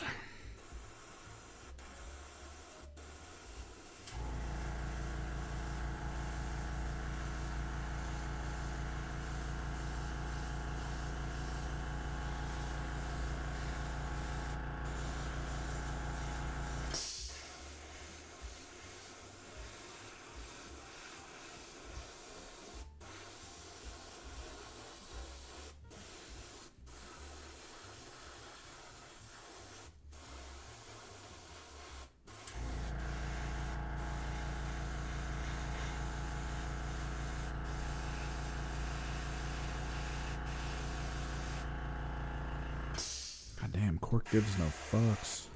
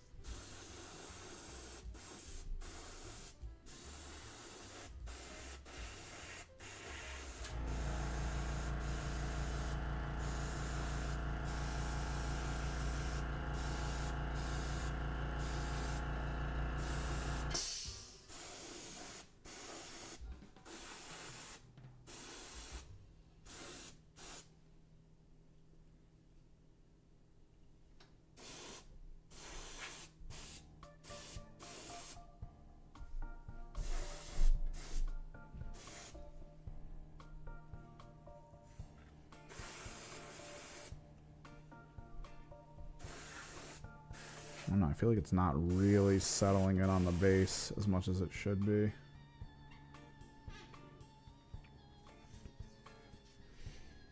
It's a little weird.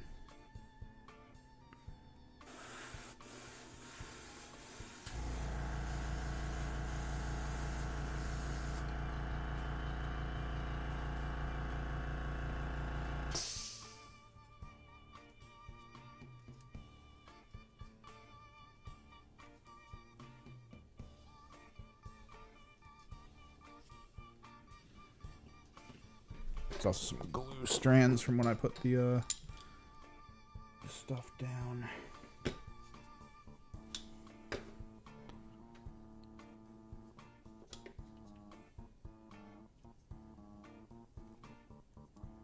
This is the problem with working with that E6000 glue. It strands like it's hot glue,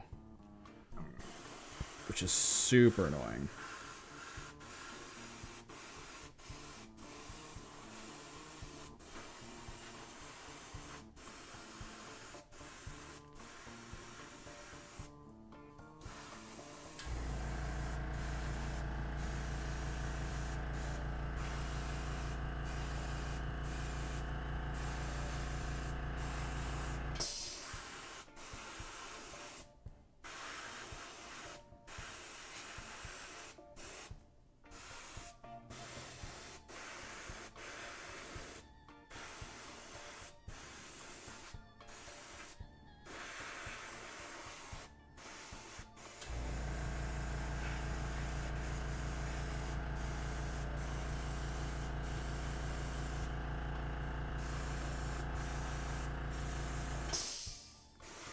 I do like the new oblit models. I wish there was a bit of variation, though. To those unfamiliar, this is one of the weirdest model kits from, like, the Chaos faction in 40k. You have to buy Venom, like the Venom tanks in order to get access to these oblits. And then the oblits themselves are put together like this, where there's really only like 2 ways to put them together. There's no extra parts. You kind of do need to play it out.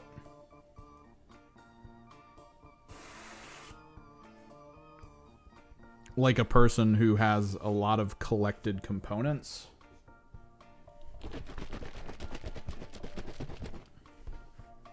That you're going to use to sort of like modify and augment how they look. And if you don't, they're all going to look the same, which is super annoying.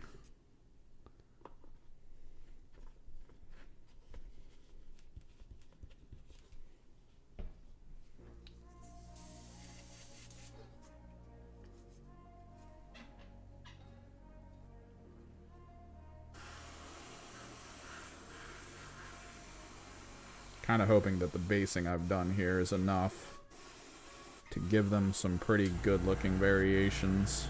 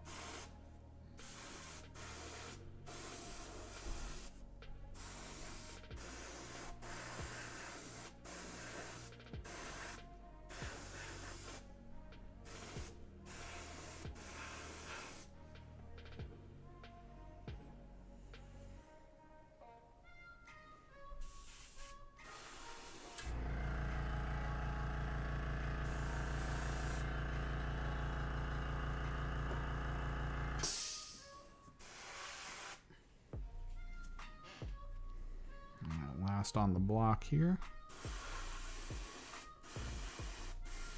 Technically, this is the end of the pile of shame. I noticed these still sitting in the one box I had off to the side of all my stuff. Because I built them, even though I didn't really need them in my, my Vashdor army. I was still kind of like, eh, whatever. They're cool, but I don't want to build them. And then I did, because why not? I had, the parts were out, the glue was out, the clippers were out. While we're here, let's just do this. That kind of feeling.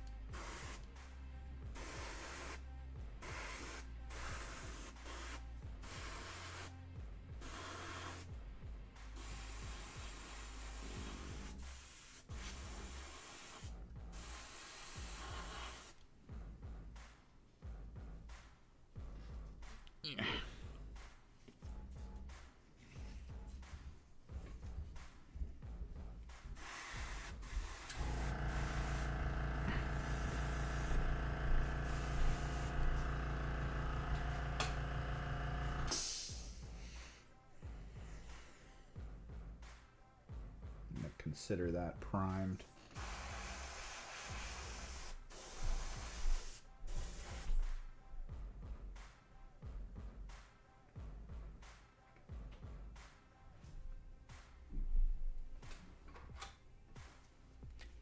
God, these glue strands.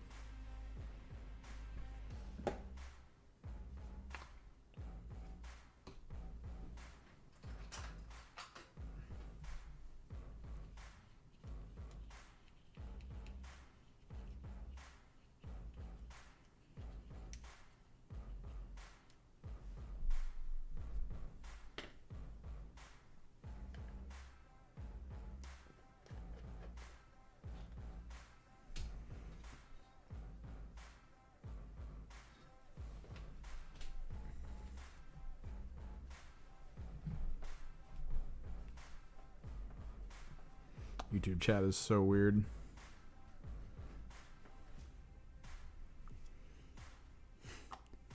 It has like bursts of people being like, hey, what up? And it turns immediately into just dead silence.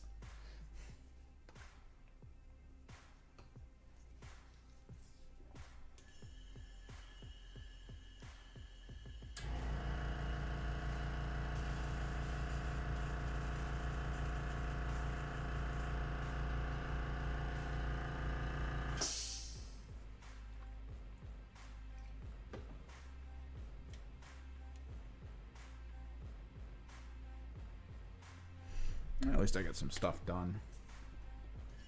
I don't feel weird talking to myself.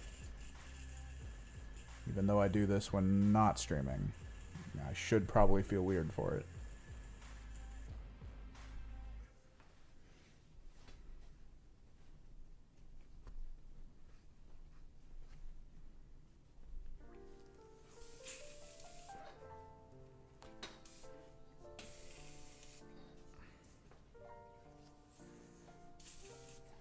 Let's give all these guys a second. Some pretty thick coats.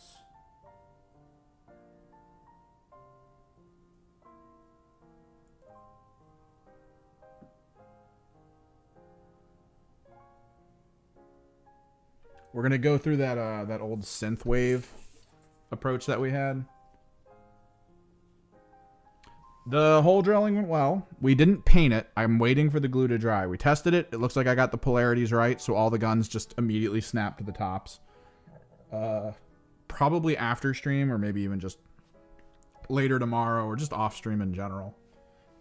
I'll personally go through all of them and, you know, fix them up. Touch them up with some primer maybe. Or maybe just the matte black that I have, and then put some gold down on them just to even it out, just to give it a little bit of its own color. But yeah, what we're doing here is magenta to fluorescent purple. This is kind of like a ambient down. I don't really want to get close to these stones with it as much. It's more about the upper body area, which we're going to hit the whole way around. Then we're going to move into cobalt turquoise, which I got lucky. I went out to try to buy new stuff, and I almost thought they didn't have it. But we got the replacement, because this is very low. This is basically my entire Gene Stealer Cult team.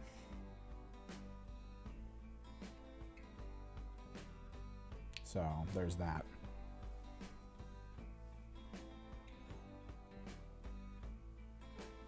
I think once we do the cobalt, I'm not going to do the bright blue. I'm not going to do the teal. I think we're just going to end at cobalt. I have no reason to go full strength to teal, I think. But after that point, I have blue violet, which is going to be the actual armor panel base colors, and then we can layer paint over top of it to give them a little bit of rendering. We might actually get into the painting of this, though.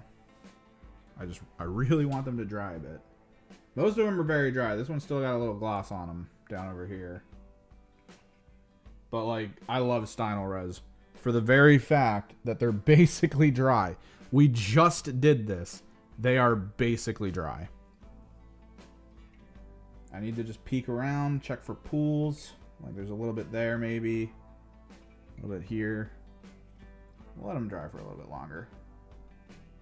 Because there's like small parts where I'm like, that's a little wet still.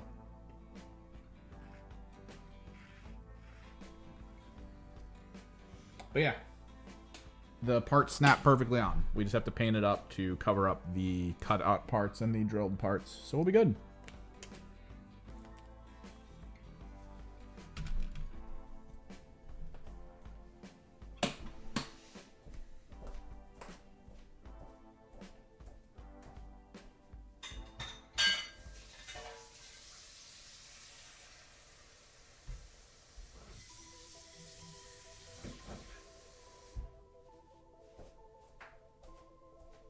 While we wait, maybe we can talk Underworlds a little more. Take this glove off.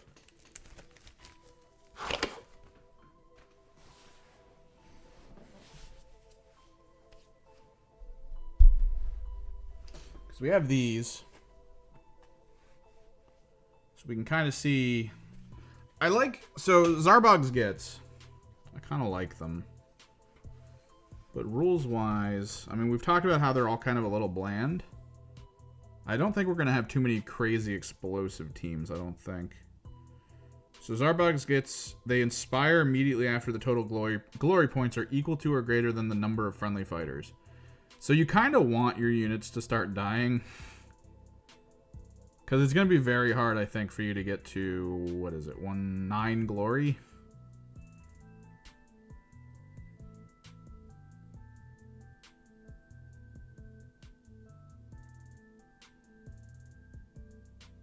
Barely worth it. After they hit 7 kills, the enemies get no more bounty, which I feel like this is a low bounty team, right? Is it? Everyone's 1. Even the leader's 1. So yeah, you only can get 7 bounty from them. Let me see what Molog's looks like.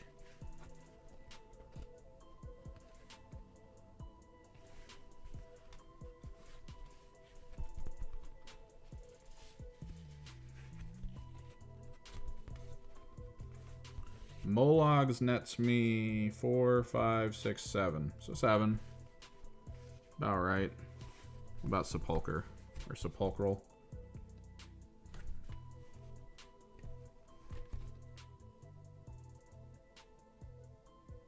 It feels like 7's about right. 3, 6. What was the other? What was the Tunnel Rats had a couple 3s and then a couple 1s. I think the Tunnel Rats might be worth more in total.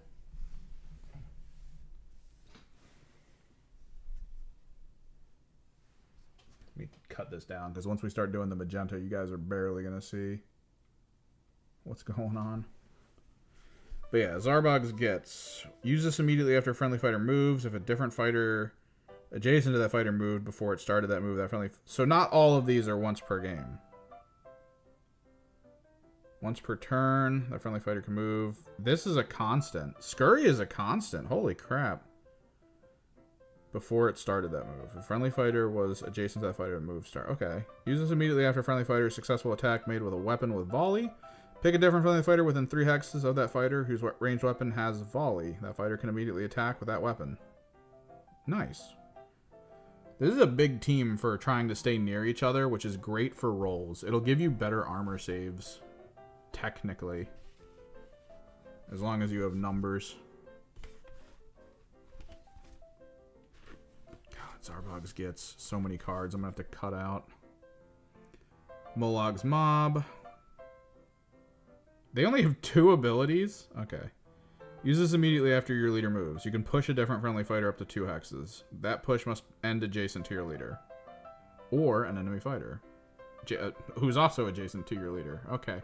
That's good. He is the buff 1 unit and then crush enemies with that 1 unit. Immediately after damage is inflicted on your leader, if they have 4 more damage tokens, inspire each one. So your leader just needs to run around and beat people up, and then everyone inspires. When you deploy a friendly lurker, you can place that fighter in an empty hex that does not contain a feature token and is not starting hex in enemy territory. Yeah, you can just put your lurker wherever the hell you want, including enemy side. You only have 1 lurker. Sepulchral Guard. Immediately after giving a friendly fighter a raise token, inspire that fighter. After giving friendly fighter 3 or more raise tokens, inspire your leader. So you just send units in and get them killed. Okay. Use this immediately after you pick a target as part of an attack. That target is surrounded for that attack. You can only use this ability once per game. That's nice. These are a bunch of once per gamers. Use this immediately after friendly fighter failed attack. Pick another friendly fighter. That fighter attacks. Attack must target the same enemy fighter. Use this immediately after friendly fighter is slain by an enemy fighter. The enemy fighter is not vulnerable. Inflict 1 damage on that enemy fighter. If it's not vulnerable, so it's not almost dead.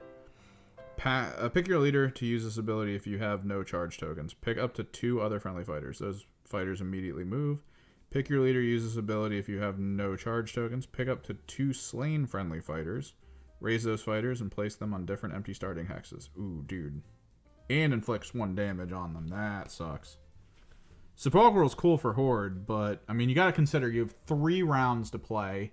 Round 1 and 2 is your leader hanging out and protecting himself by summoning and then sending in enemies. And then turn 3, your leader needs to go ham. Because by then, he should be inspired, and then you're just lunging at people who've been wounded. Swarmclaw.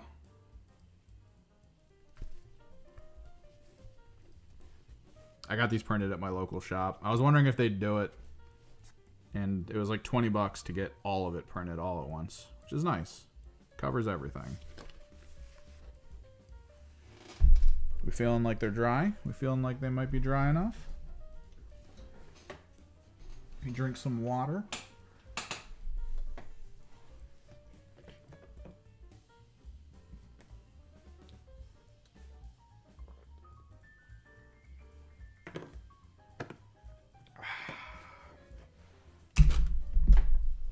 Delicious. Okay. This I'm going to need... So, the store near me sells giant versions of these. Before the Emperor's Children come out, I'm going to need to buy a giant one of this and this. As well as probably a giant one of these. Because that's going to be like my entire army.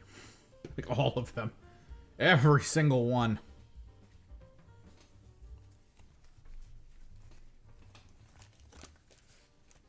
Personally, I do not. I've seen it. I've looked into it a little bit. It's kind of cool. But here's the thing, and I continue to say this. So like I keep stumbling into channels where people talk about like different game formats, and it's cool. There's so many games now that we can play. It's become way more like open as just generally like games and stuff for tabletop and all that, which is cool because you get really fun, interesting like releases like Trench Crusade and all that, and Kingdoms of Death, and just cool stuff, fun things, man. Here's the problem. So Trench Crusade is going to be great for people who all choose to play it as a group. That's fun. Locally speaking, that's not going to happen here. Like, I want to be able to go to a tournament. How have they talked heavily about Trench Crusade tournaments? Like, are those going to be big? They got international. Is the fan base going to pick up the slack? Because for games like that, and this could happen. I'm not saying this won't happen. It could happen. The fans could go, holy crap, this is so incredible that we are going to go forward with this. There are people who know how to manage tournaments, set them up. We're going to create a network so that way a tournament in California is going to connect to a tournament in, the East Coast and stuff. And it's going to be like all over the place. And it's going to get this huge push to be a very active, very like event-driven thing where you go from conventions for like smaller games. Like it's going to have a lot of life to it. That rarely happens for games. Sometimes it starts to, and then the company stops pushing the game. I mean, people were talking a lot about the Star Wars skirmish game for the longest time, and it's kind of like not really doing anything anymore. I'm playing a game here with this stuff where I'm like, 5 years from now, I'll probably still be able to play it with people locally. I've looked at other ones, like I've said, and a lot of them are really cool.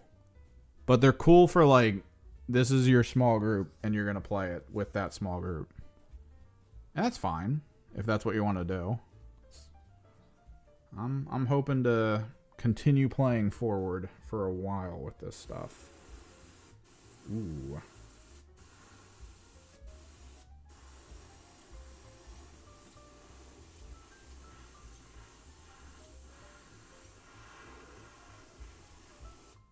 Kind of my goal.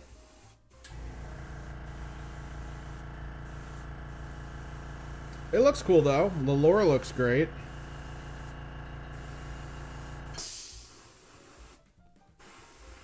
The general idea is always fun. But yeah, personally, not so much.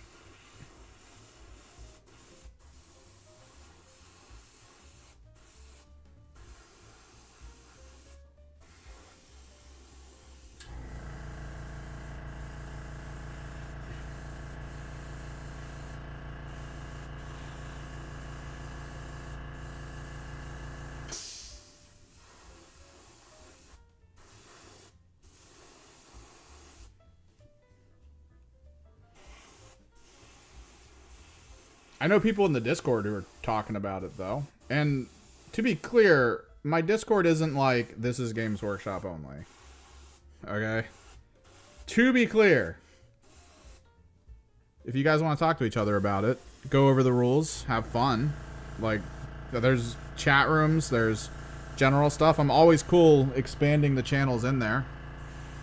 So people can, be like, dude, we're really into this game. It's like, cool, let me give you some channels if you guys really want to, talk about it.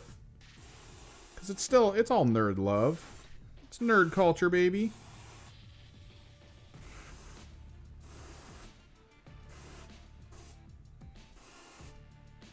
Go ham.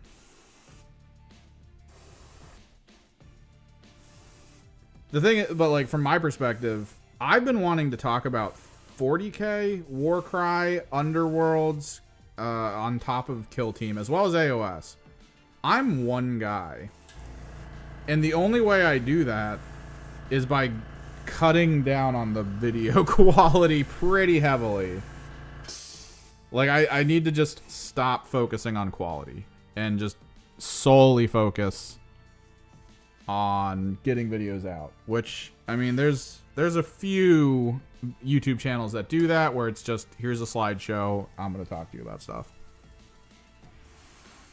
And I kind of want to stand out a little.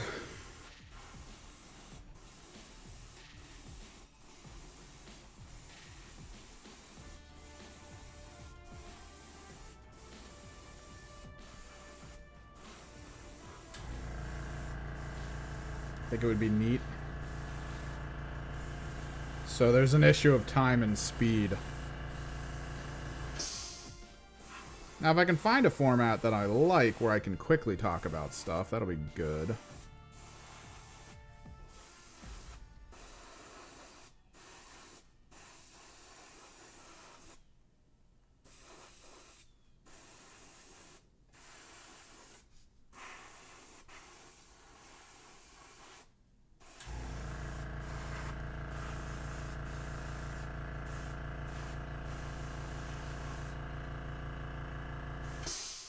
Once we get this all over coat done, it'll be a lot faster doing the minor stuff. Minor details.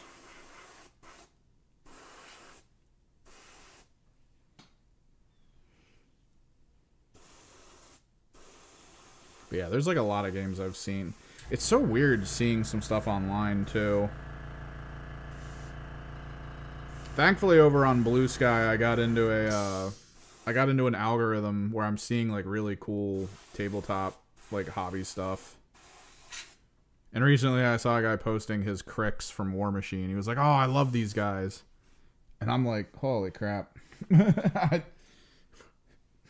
love Cricks too. I mean, the company's basically gone, and the last I checked, Cricks didn't even exist with it. So like, feels weird.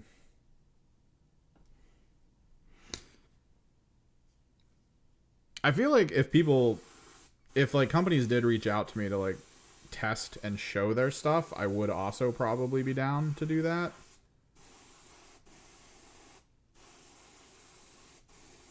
But like I'm not made of money, so I'm also not just gonna be buying every tabletop game ever and just reviewing them on my own. I'm looking into the email I need to send my information to Games Workshop to try to start getting stuff like for free and early, because that'd be great. Be really good to, you know, conserve cash. Stop hemorrhaging money.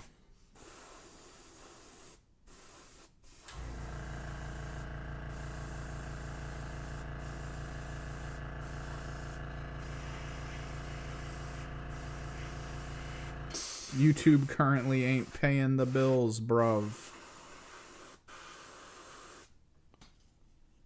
But what's up, PhD? How's it going?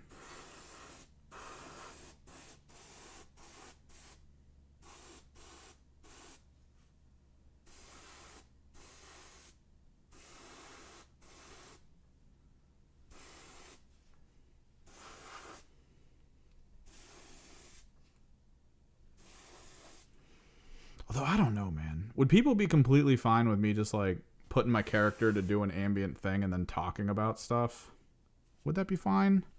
Because I have seen, like, other channels that got really big really quick. And they just, like, they'll sit in front of their camera and just talk. And people seem to love that. I don't know. Maybe it is just about talking.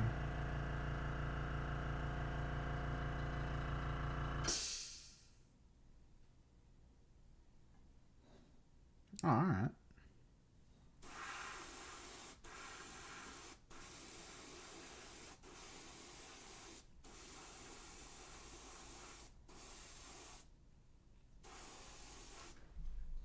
Is the music done?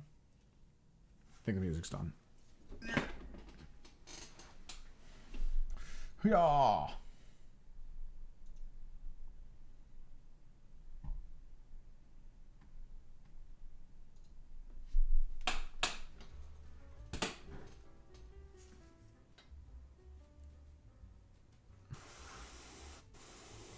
Everyone dreading the holiday season? Or is it just me? The sheer quantity of appearances that must be made to upkeep family interest in your existence.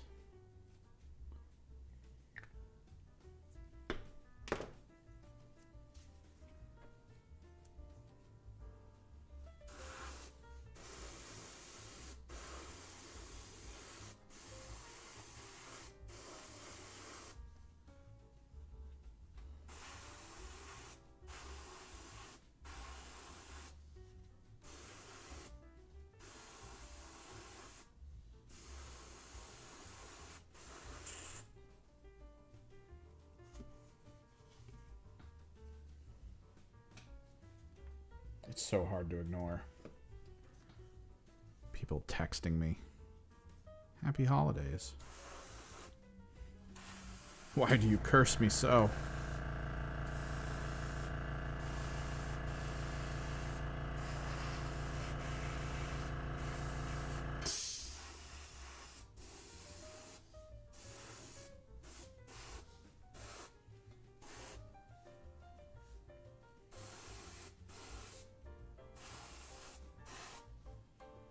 Sadly, I am going to miss the actual Tanksgiving for local, you know, gameplay. We do it Apparently, I don't know how this worked out, Games Workshop wise, but we used to run it at the store where it felt kind of like the store was the reason. Like, the people at the store kind of came up with like rules and fun things to do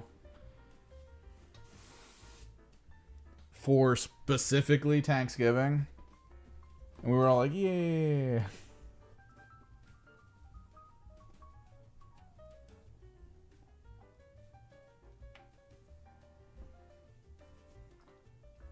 But then apparently Games Workshop was like, hey man,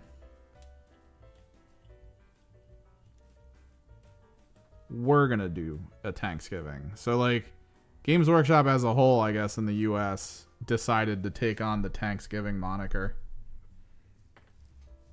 Of course, they turned it into like a business strategy thing. The whole concept being what they want you to do is they want you to purchase a vehicle or a monster at the beginning of the month. It gives you a fun commemorative coin. And then you get another one at the end when the actual Tanksgiving event occurs, where you will be putting a full army or list of some kind based on what the store thinks will work of monsters and vehicles to fight each other. Our local store, I think, is like 1,500 points. Detachment rules don't matter. You're just using the stats on the cards as stat sticks and then beating each other up with them.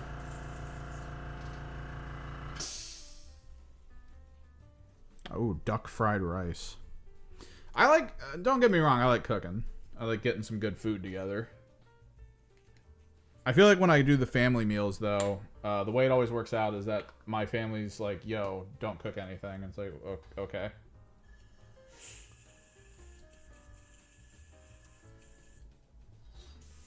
So, like, I have really good curry here. Like, really good chicken curry I made yesterday. Here. It's so good. It's so delicious. I love it. I love it so much.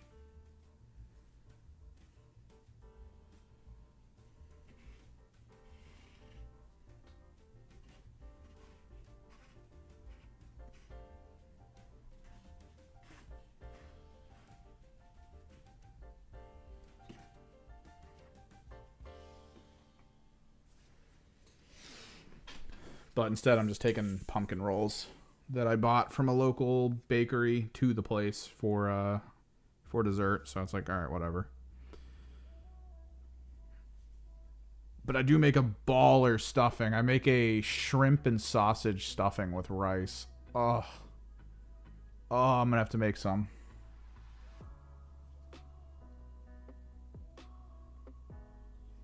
No, yeah, you always want to meat. I like chicken with my curry for the most part. Although I kind of want to start exploring the butcher section at my local grocer, because I've seen some meats there that are like really thin cut. Like you can buy a ton of it thin cut, and then I feel like I could easily turn it into just like delicious beef curry or even like a pork curry or something. Lamb curry, though. I'm hoping I got to take another look at that section, because if I can lamb curry, oh, that would be just the best.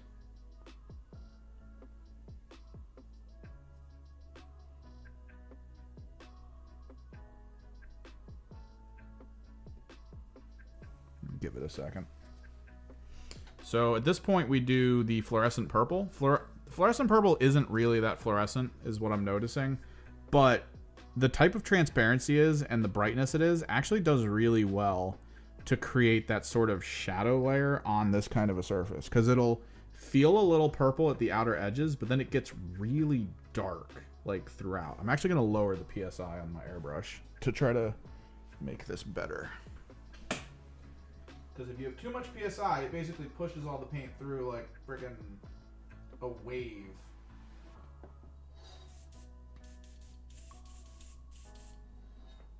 And if you lower it enough, it actually comes through like a nice gradient. So you kind of have to tinker with where you want your PSI to push.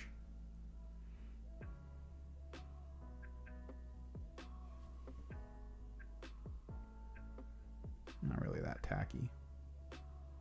This was the first one we did, so this one might be okay. While the other's kind of dry.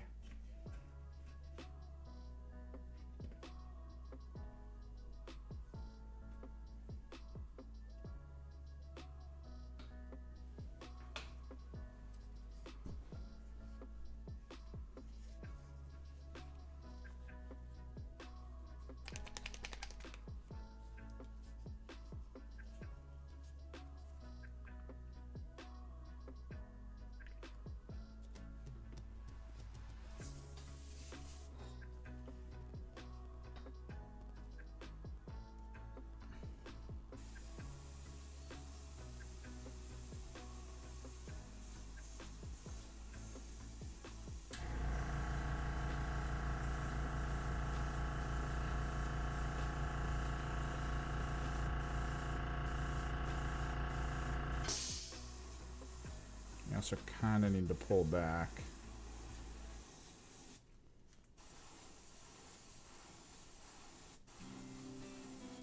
Make sure you don't overwhelm with pigment.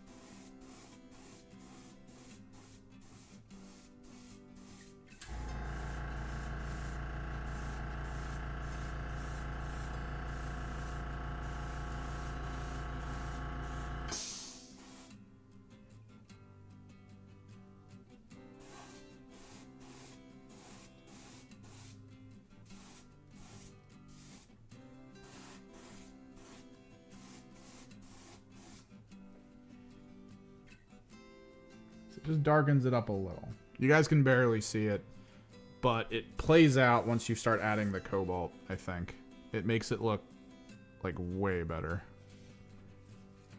Kind of spices it up. And then when you apply the eventual pink mica powder to the base, that's when it really hits it. Because it puts like a big gap between sort of the magenta and the purple.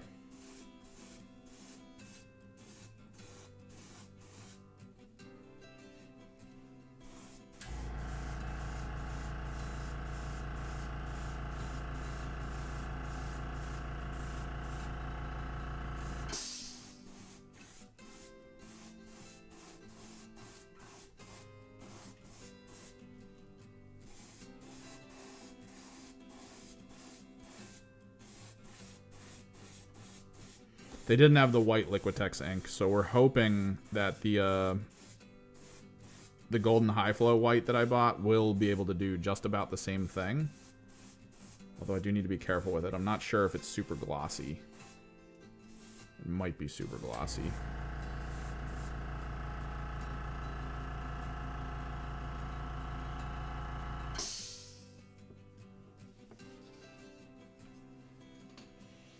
Turn up the brightness.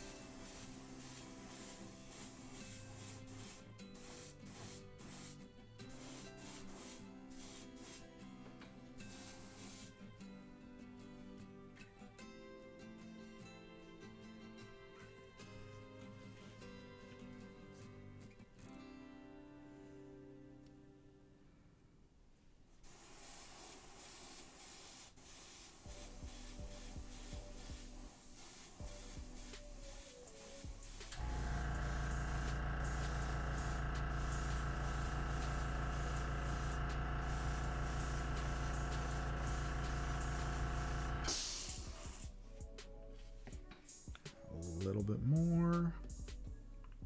Not a lot.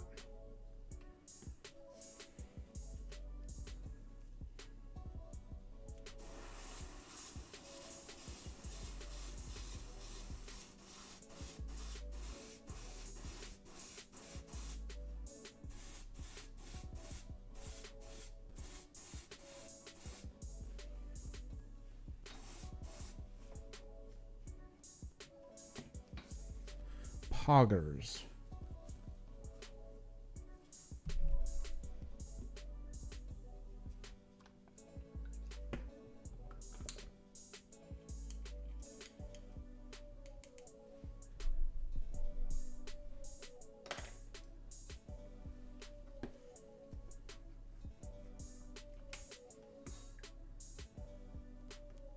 I know it's just a slight color variation. It's not like a massive shift.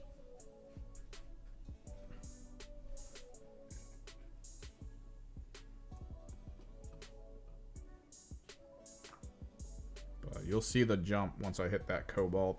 Cobalt really pushes it. Cobalt does work.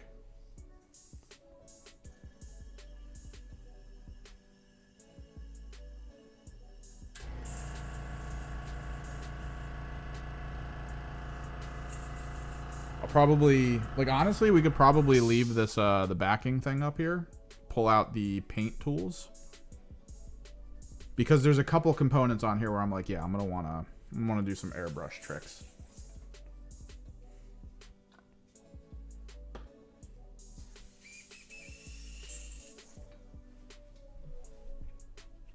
Specifically, these guys have plasma cannons on their shoulders. That's always good. We might also water down some white and put it in their helmets, kind of around their heads to hit with some cool coloring. Potentially. I'll see what it looks like. But before that point,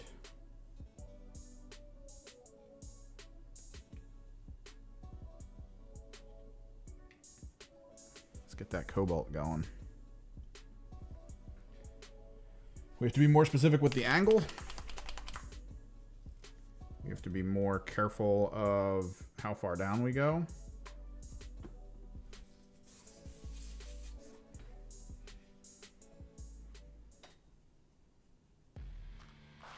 But this is how you synthwave.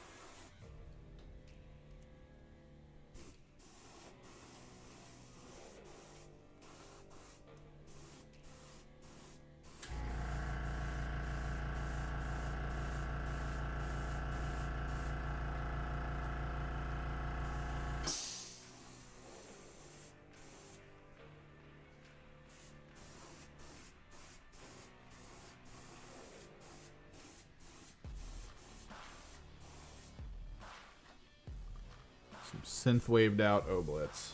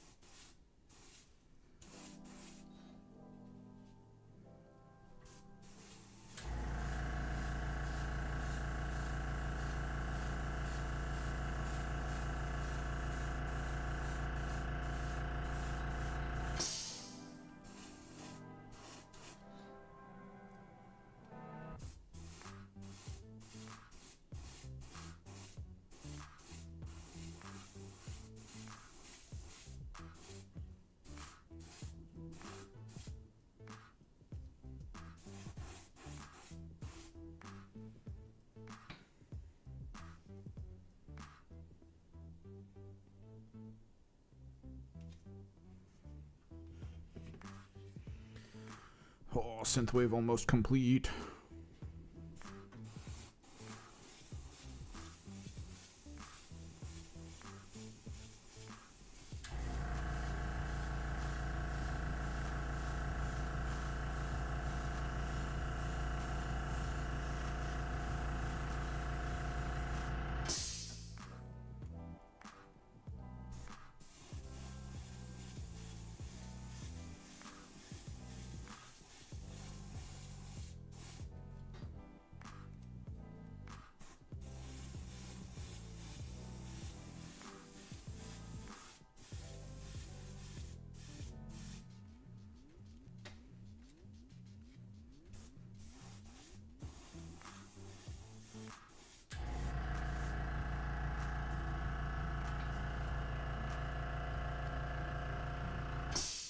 Synthwave Blitz.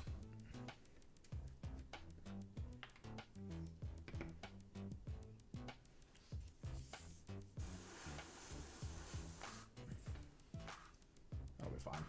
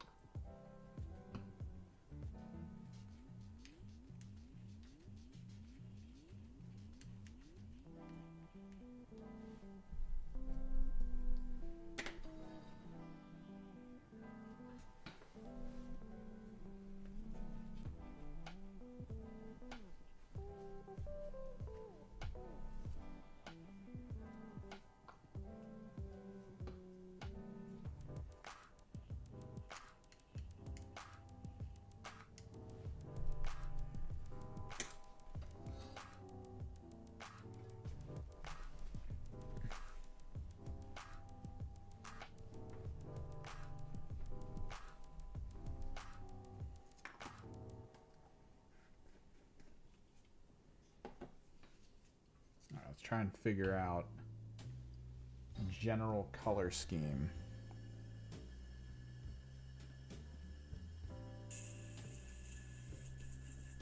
Push this back a little bit.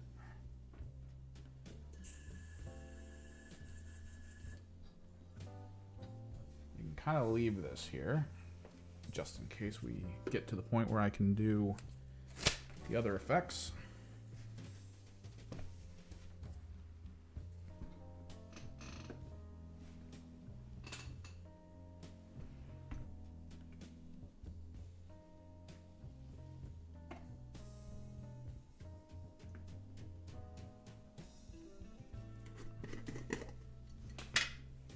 Zoom.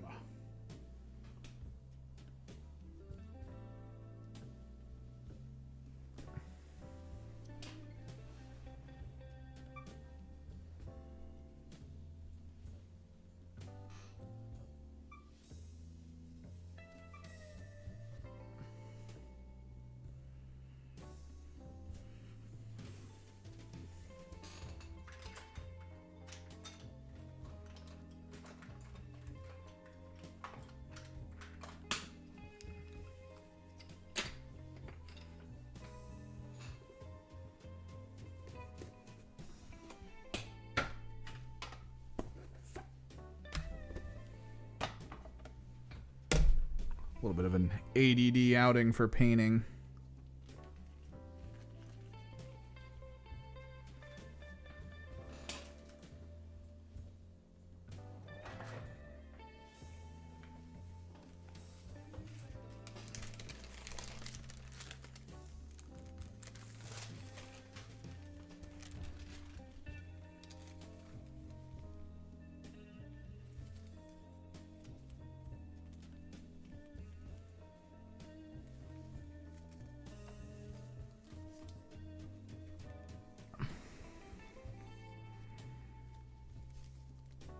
Get this paper down. There we go.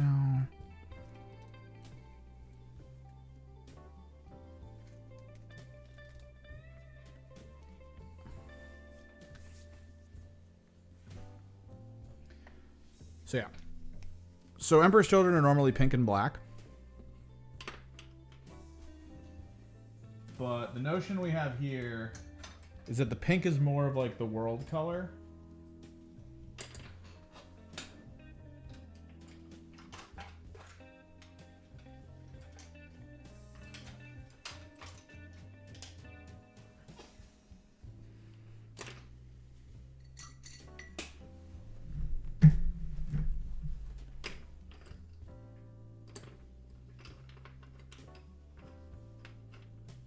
And then we sort of lean into their old color scheme.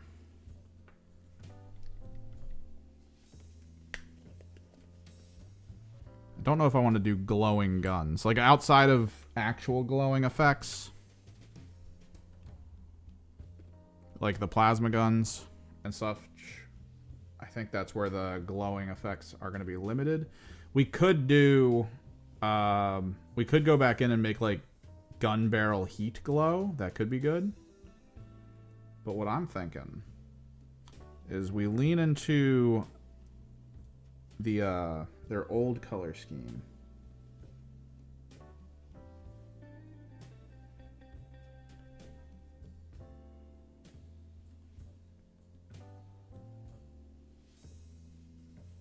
Which, as stated, was purple and gold.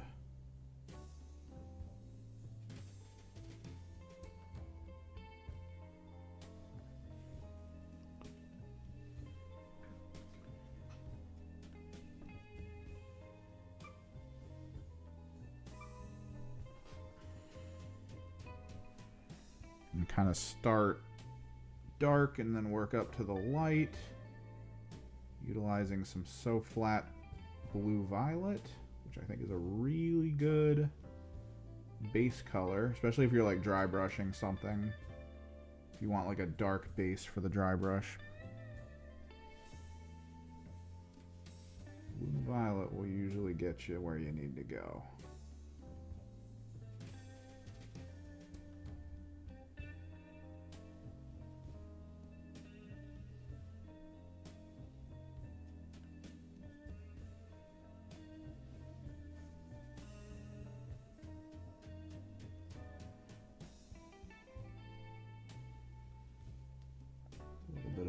Wet palette,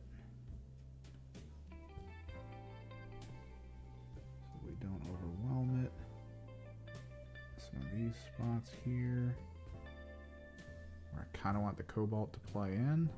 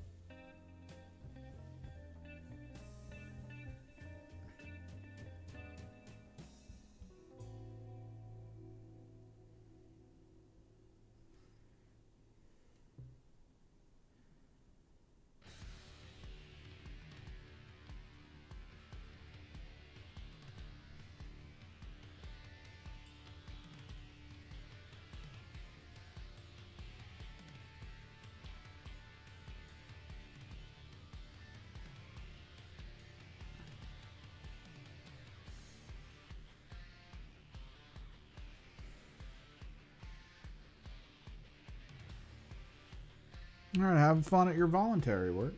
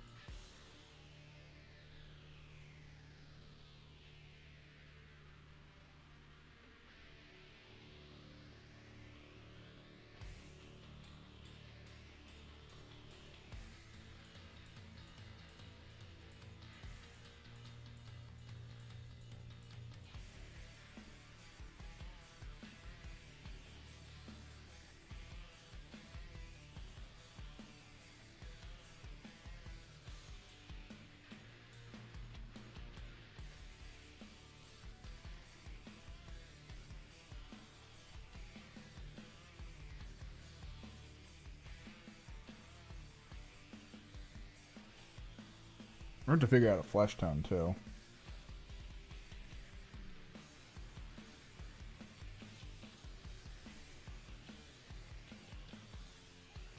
Might end up being like a baseline red into like a tan sort of, or maybe putridy.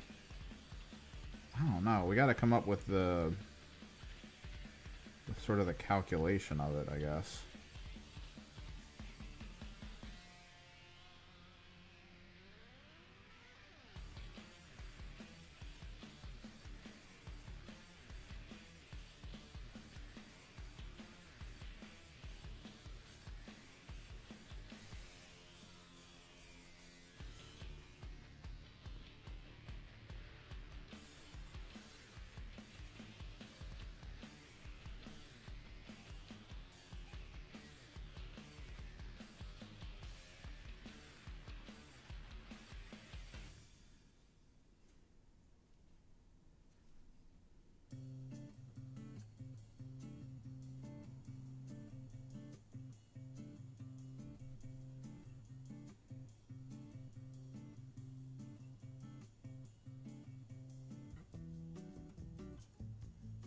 I know we did the non-metallic, like in big air quotes, the non-metallic metal for the Underworlds teams that I did this color scheme to, but I think for them we might still roll it in with metallics and then just rely a little bit on the anti-shine matte varnish to kind of dull it down, keep it from being way too shiny.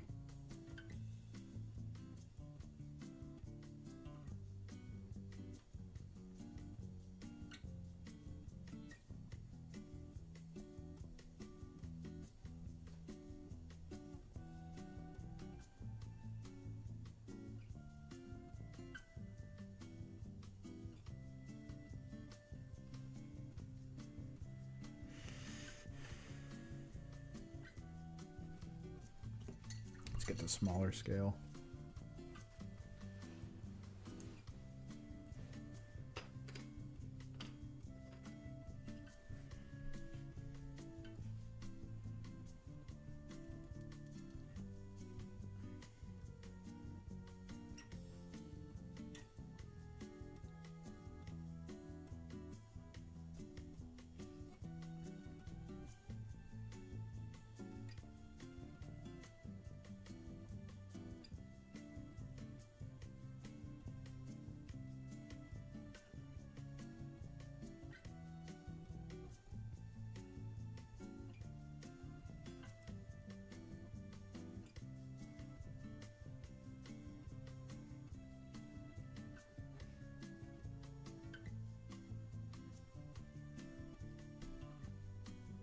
There really aren't a lot of panels on this thing.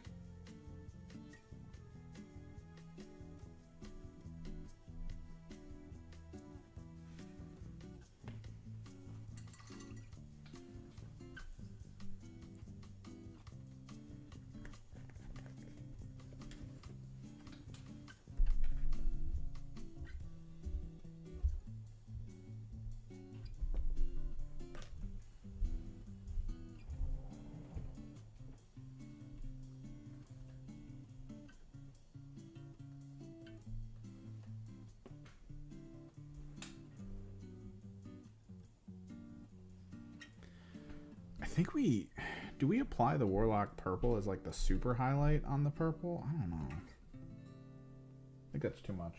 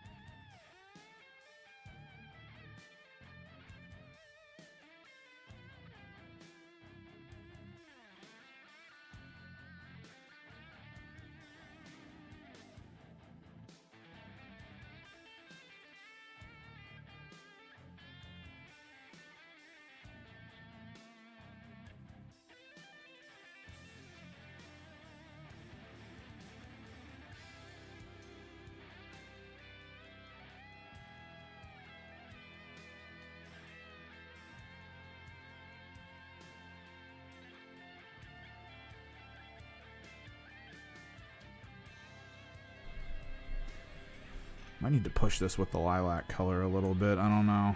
It's not bright enough. I think lilac would push it where it needs to go.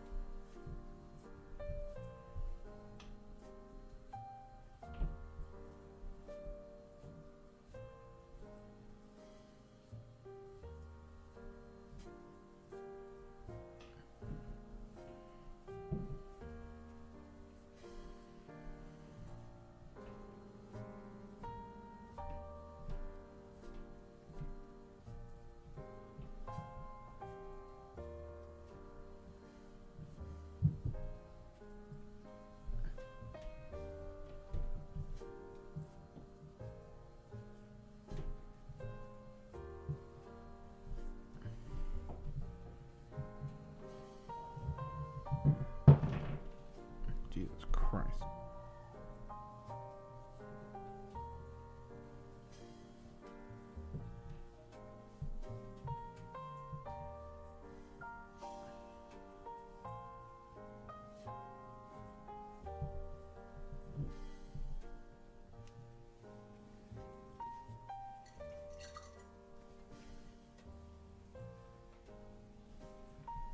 Hang on, BRB.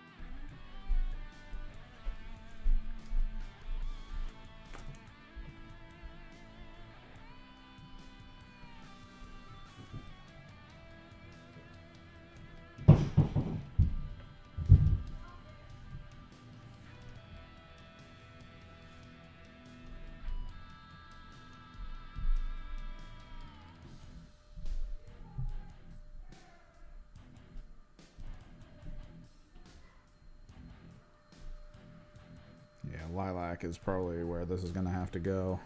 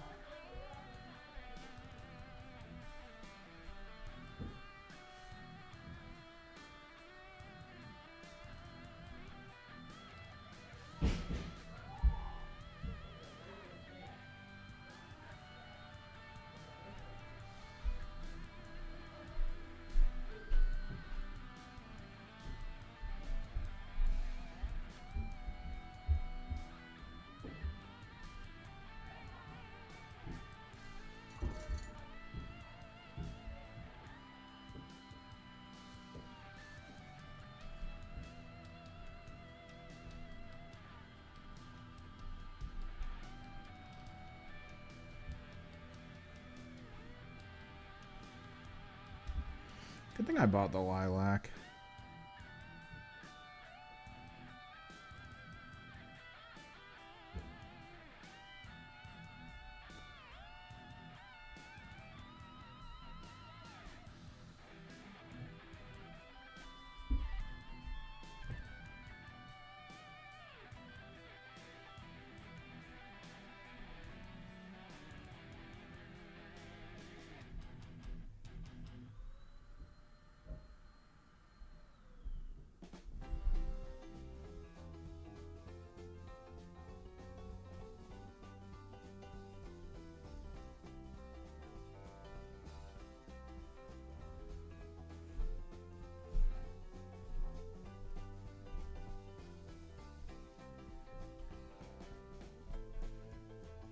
Beauty.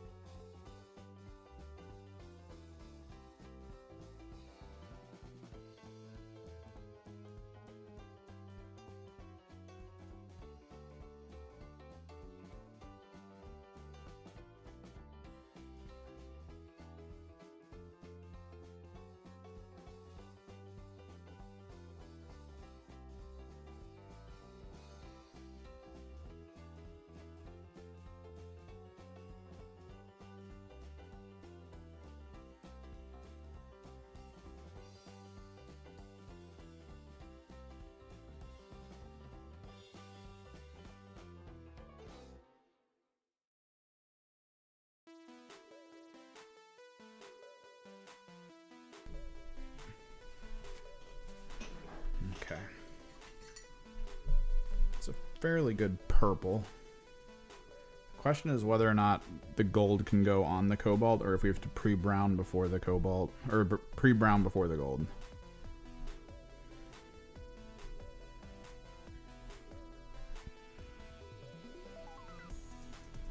As well, we might need to water down a white to put in there.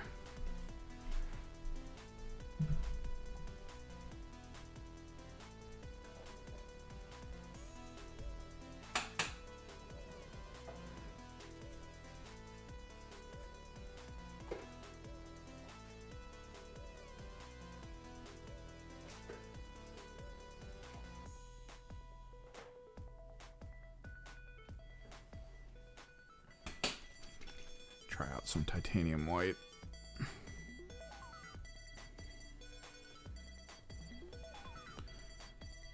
Goal and purpose is to sort of pin wash the white into here.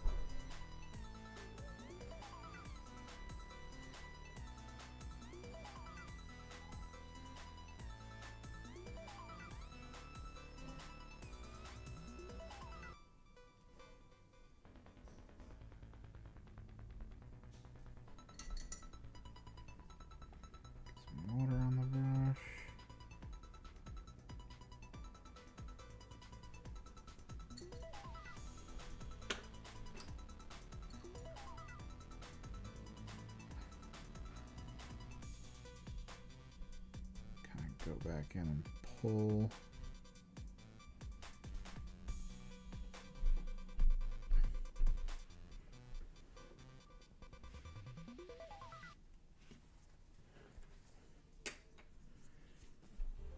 How do we want to...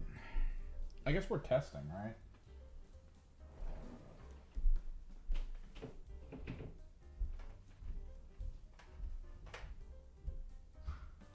Let's try some greedy gold. Oh my god, dude. I don't understand why the gold does this. Every gold I have owned from Army Painter, the caps always get pulled off. And I have to like get tweezers and push them back in. I don't understand why.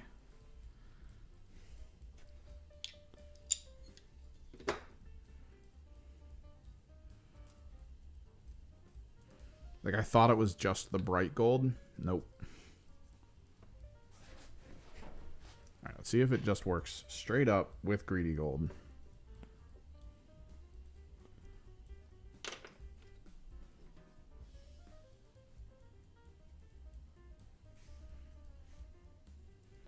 Because cobalt's a pretty dark base, so I think it would. Yeah, we're good.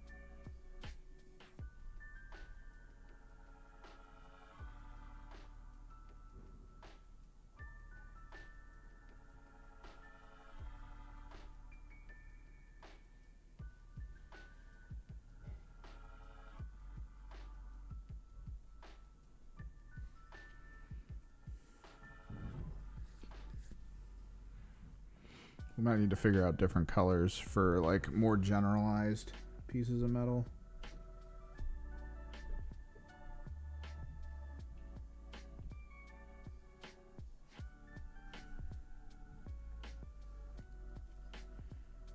But as far as I'm concerned, this is pretty good for the paneling color.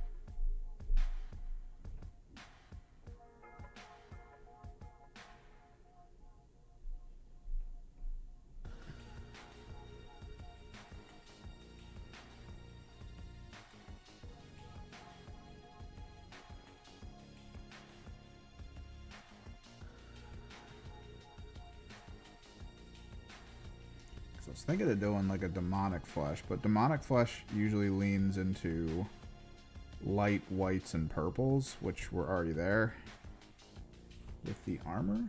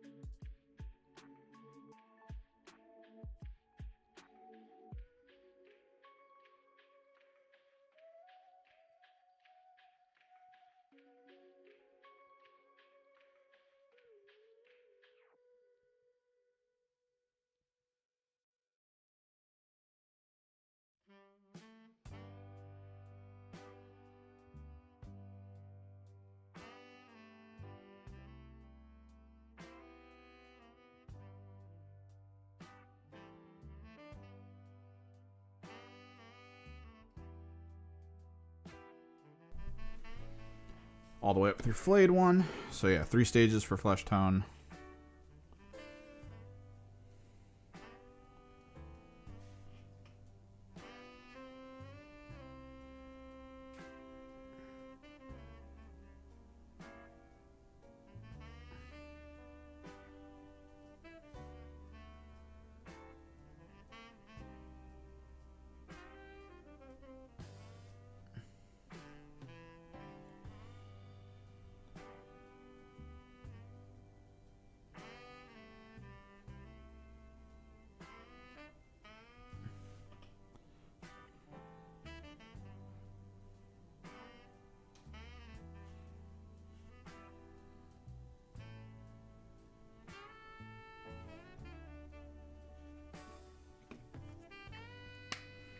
Wires going.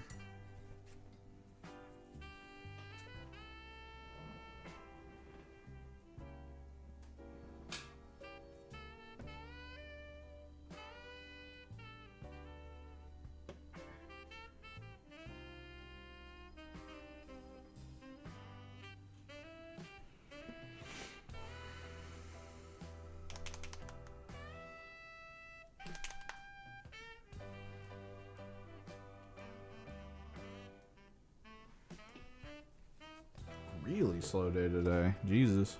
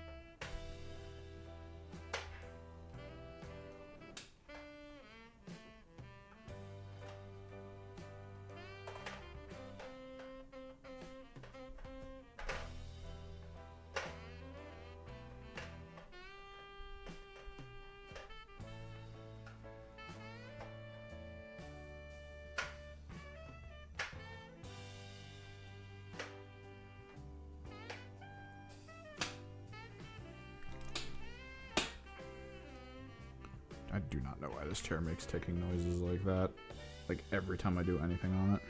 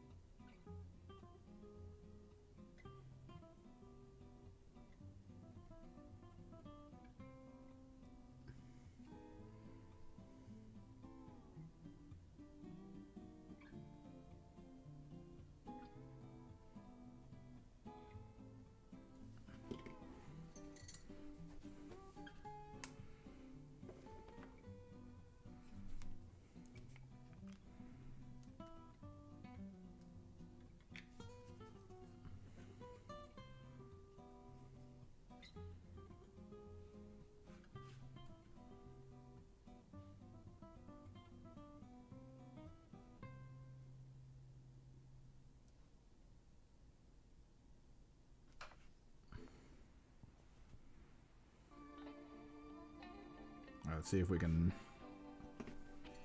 hit what I need to with airbrush stuff.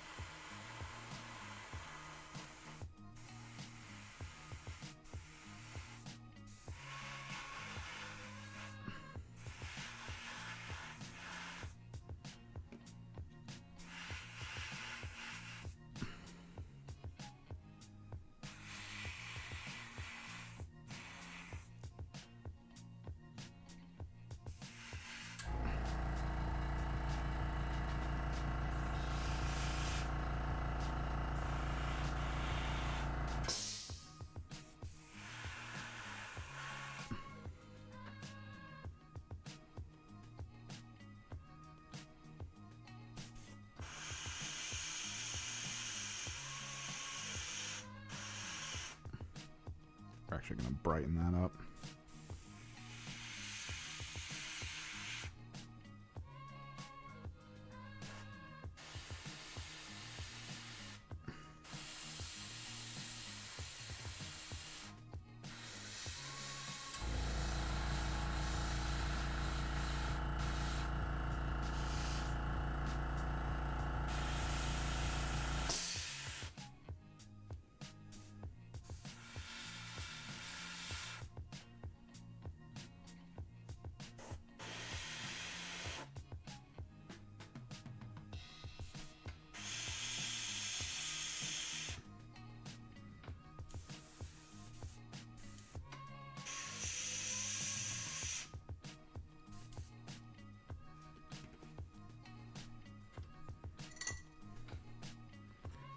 Before it solidifies, clear it off a bit.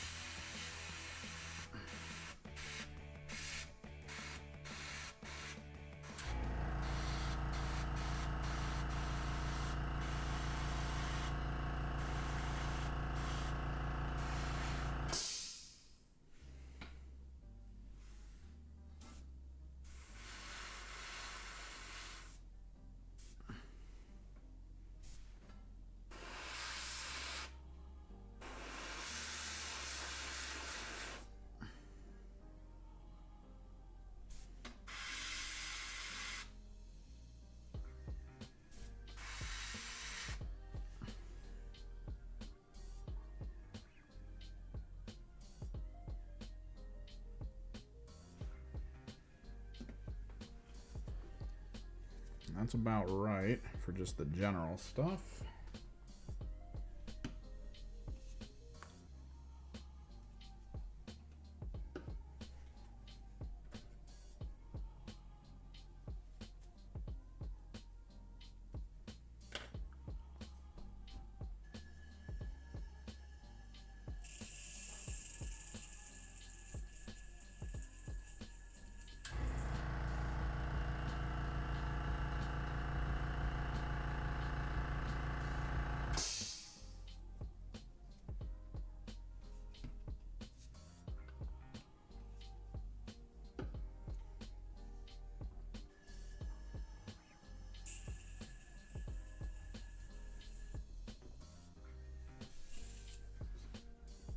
Switch back to the gaming category.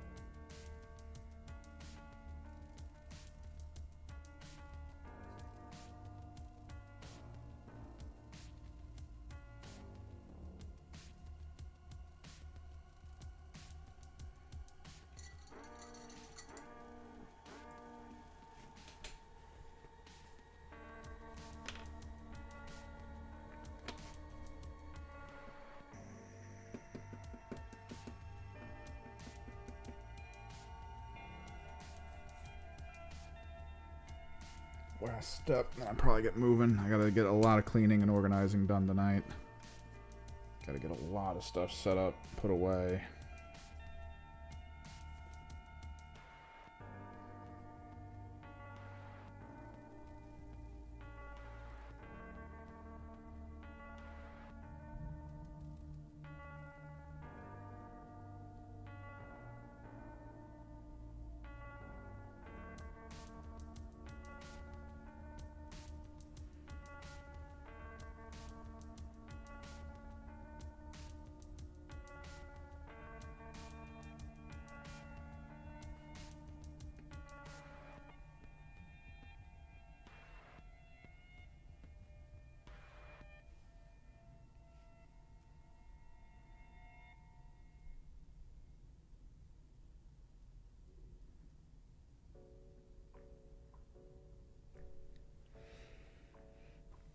Poggers.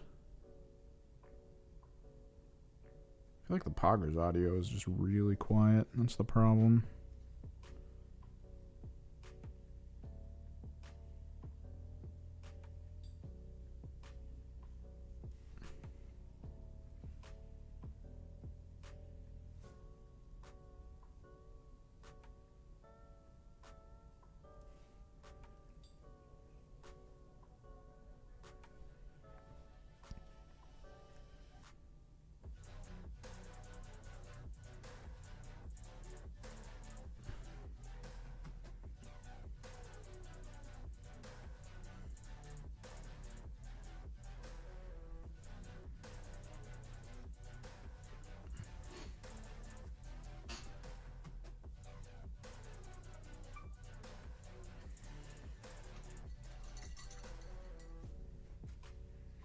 So this is kind of that test paint scheme for my Emperor's Children idea. We start in the synthwave state.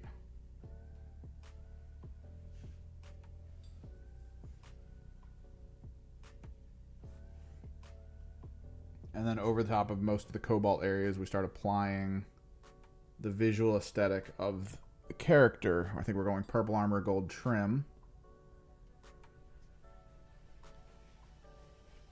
And then we apply the pink mica powder to the base to try to like burst it up with color. Like a nice chalky color almost. Give it a little bit of like emphasis energy-wise on some things. Try to make it feel kinetic. I can try to do the rest of them later, like next week maybe. Maybe. I don't know. The holiday season is usually a struggle for me video-wise. We'll see what I'm able to pull off, because tomorrow, of course, we have Thanksgiving. I'm going to be away pretty much the whole day. Friday, I'll have to see what's going on. There's just a ton of things going on that might make me not be able to finish some videos that I'm already working on. I'd have to probably stop for a little bit, which I don't want to do. I really want to try to get this video done, hopefully Friday. That way we can at least get it out there. But yeah. Dead quiet stream. Interesting. I'm going to clean up. I got a lot to do. So, till next time, guys. Later.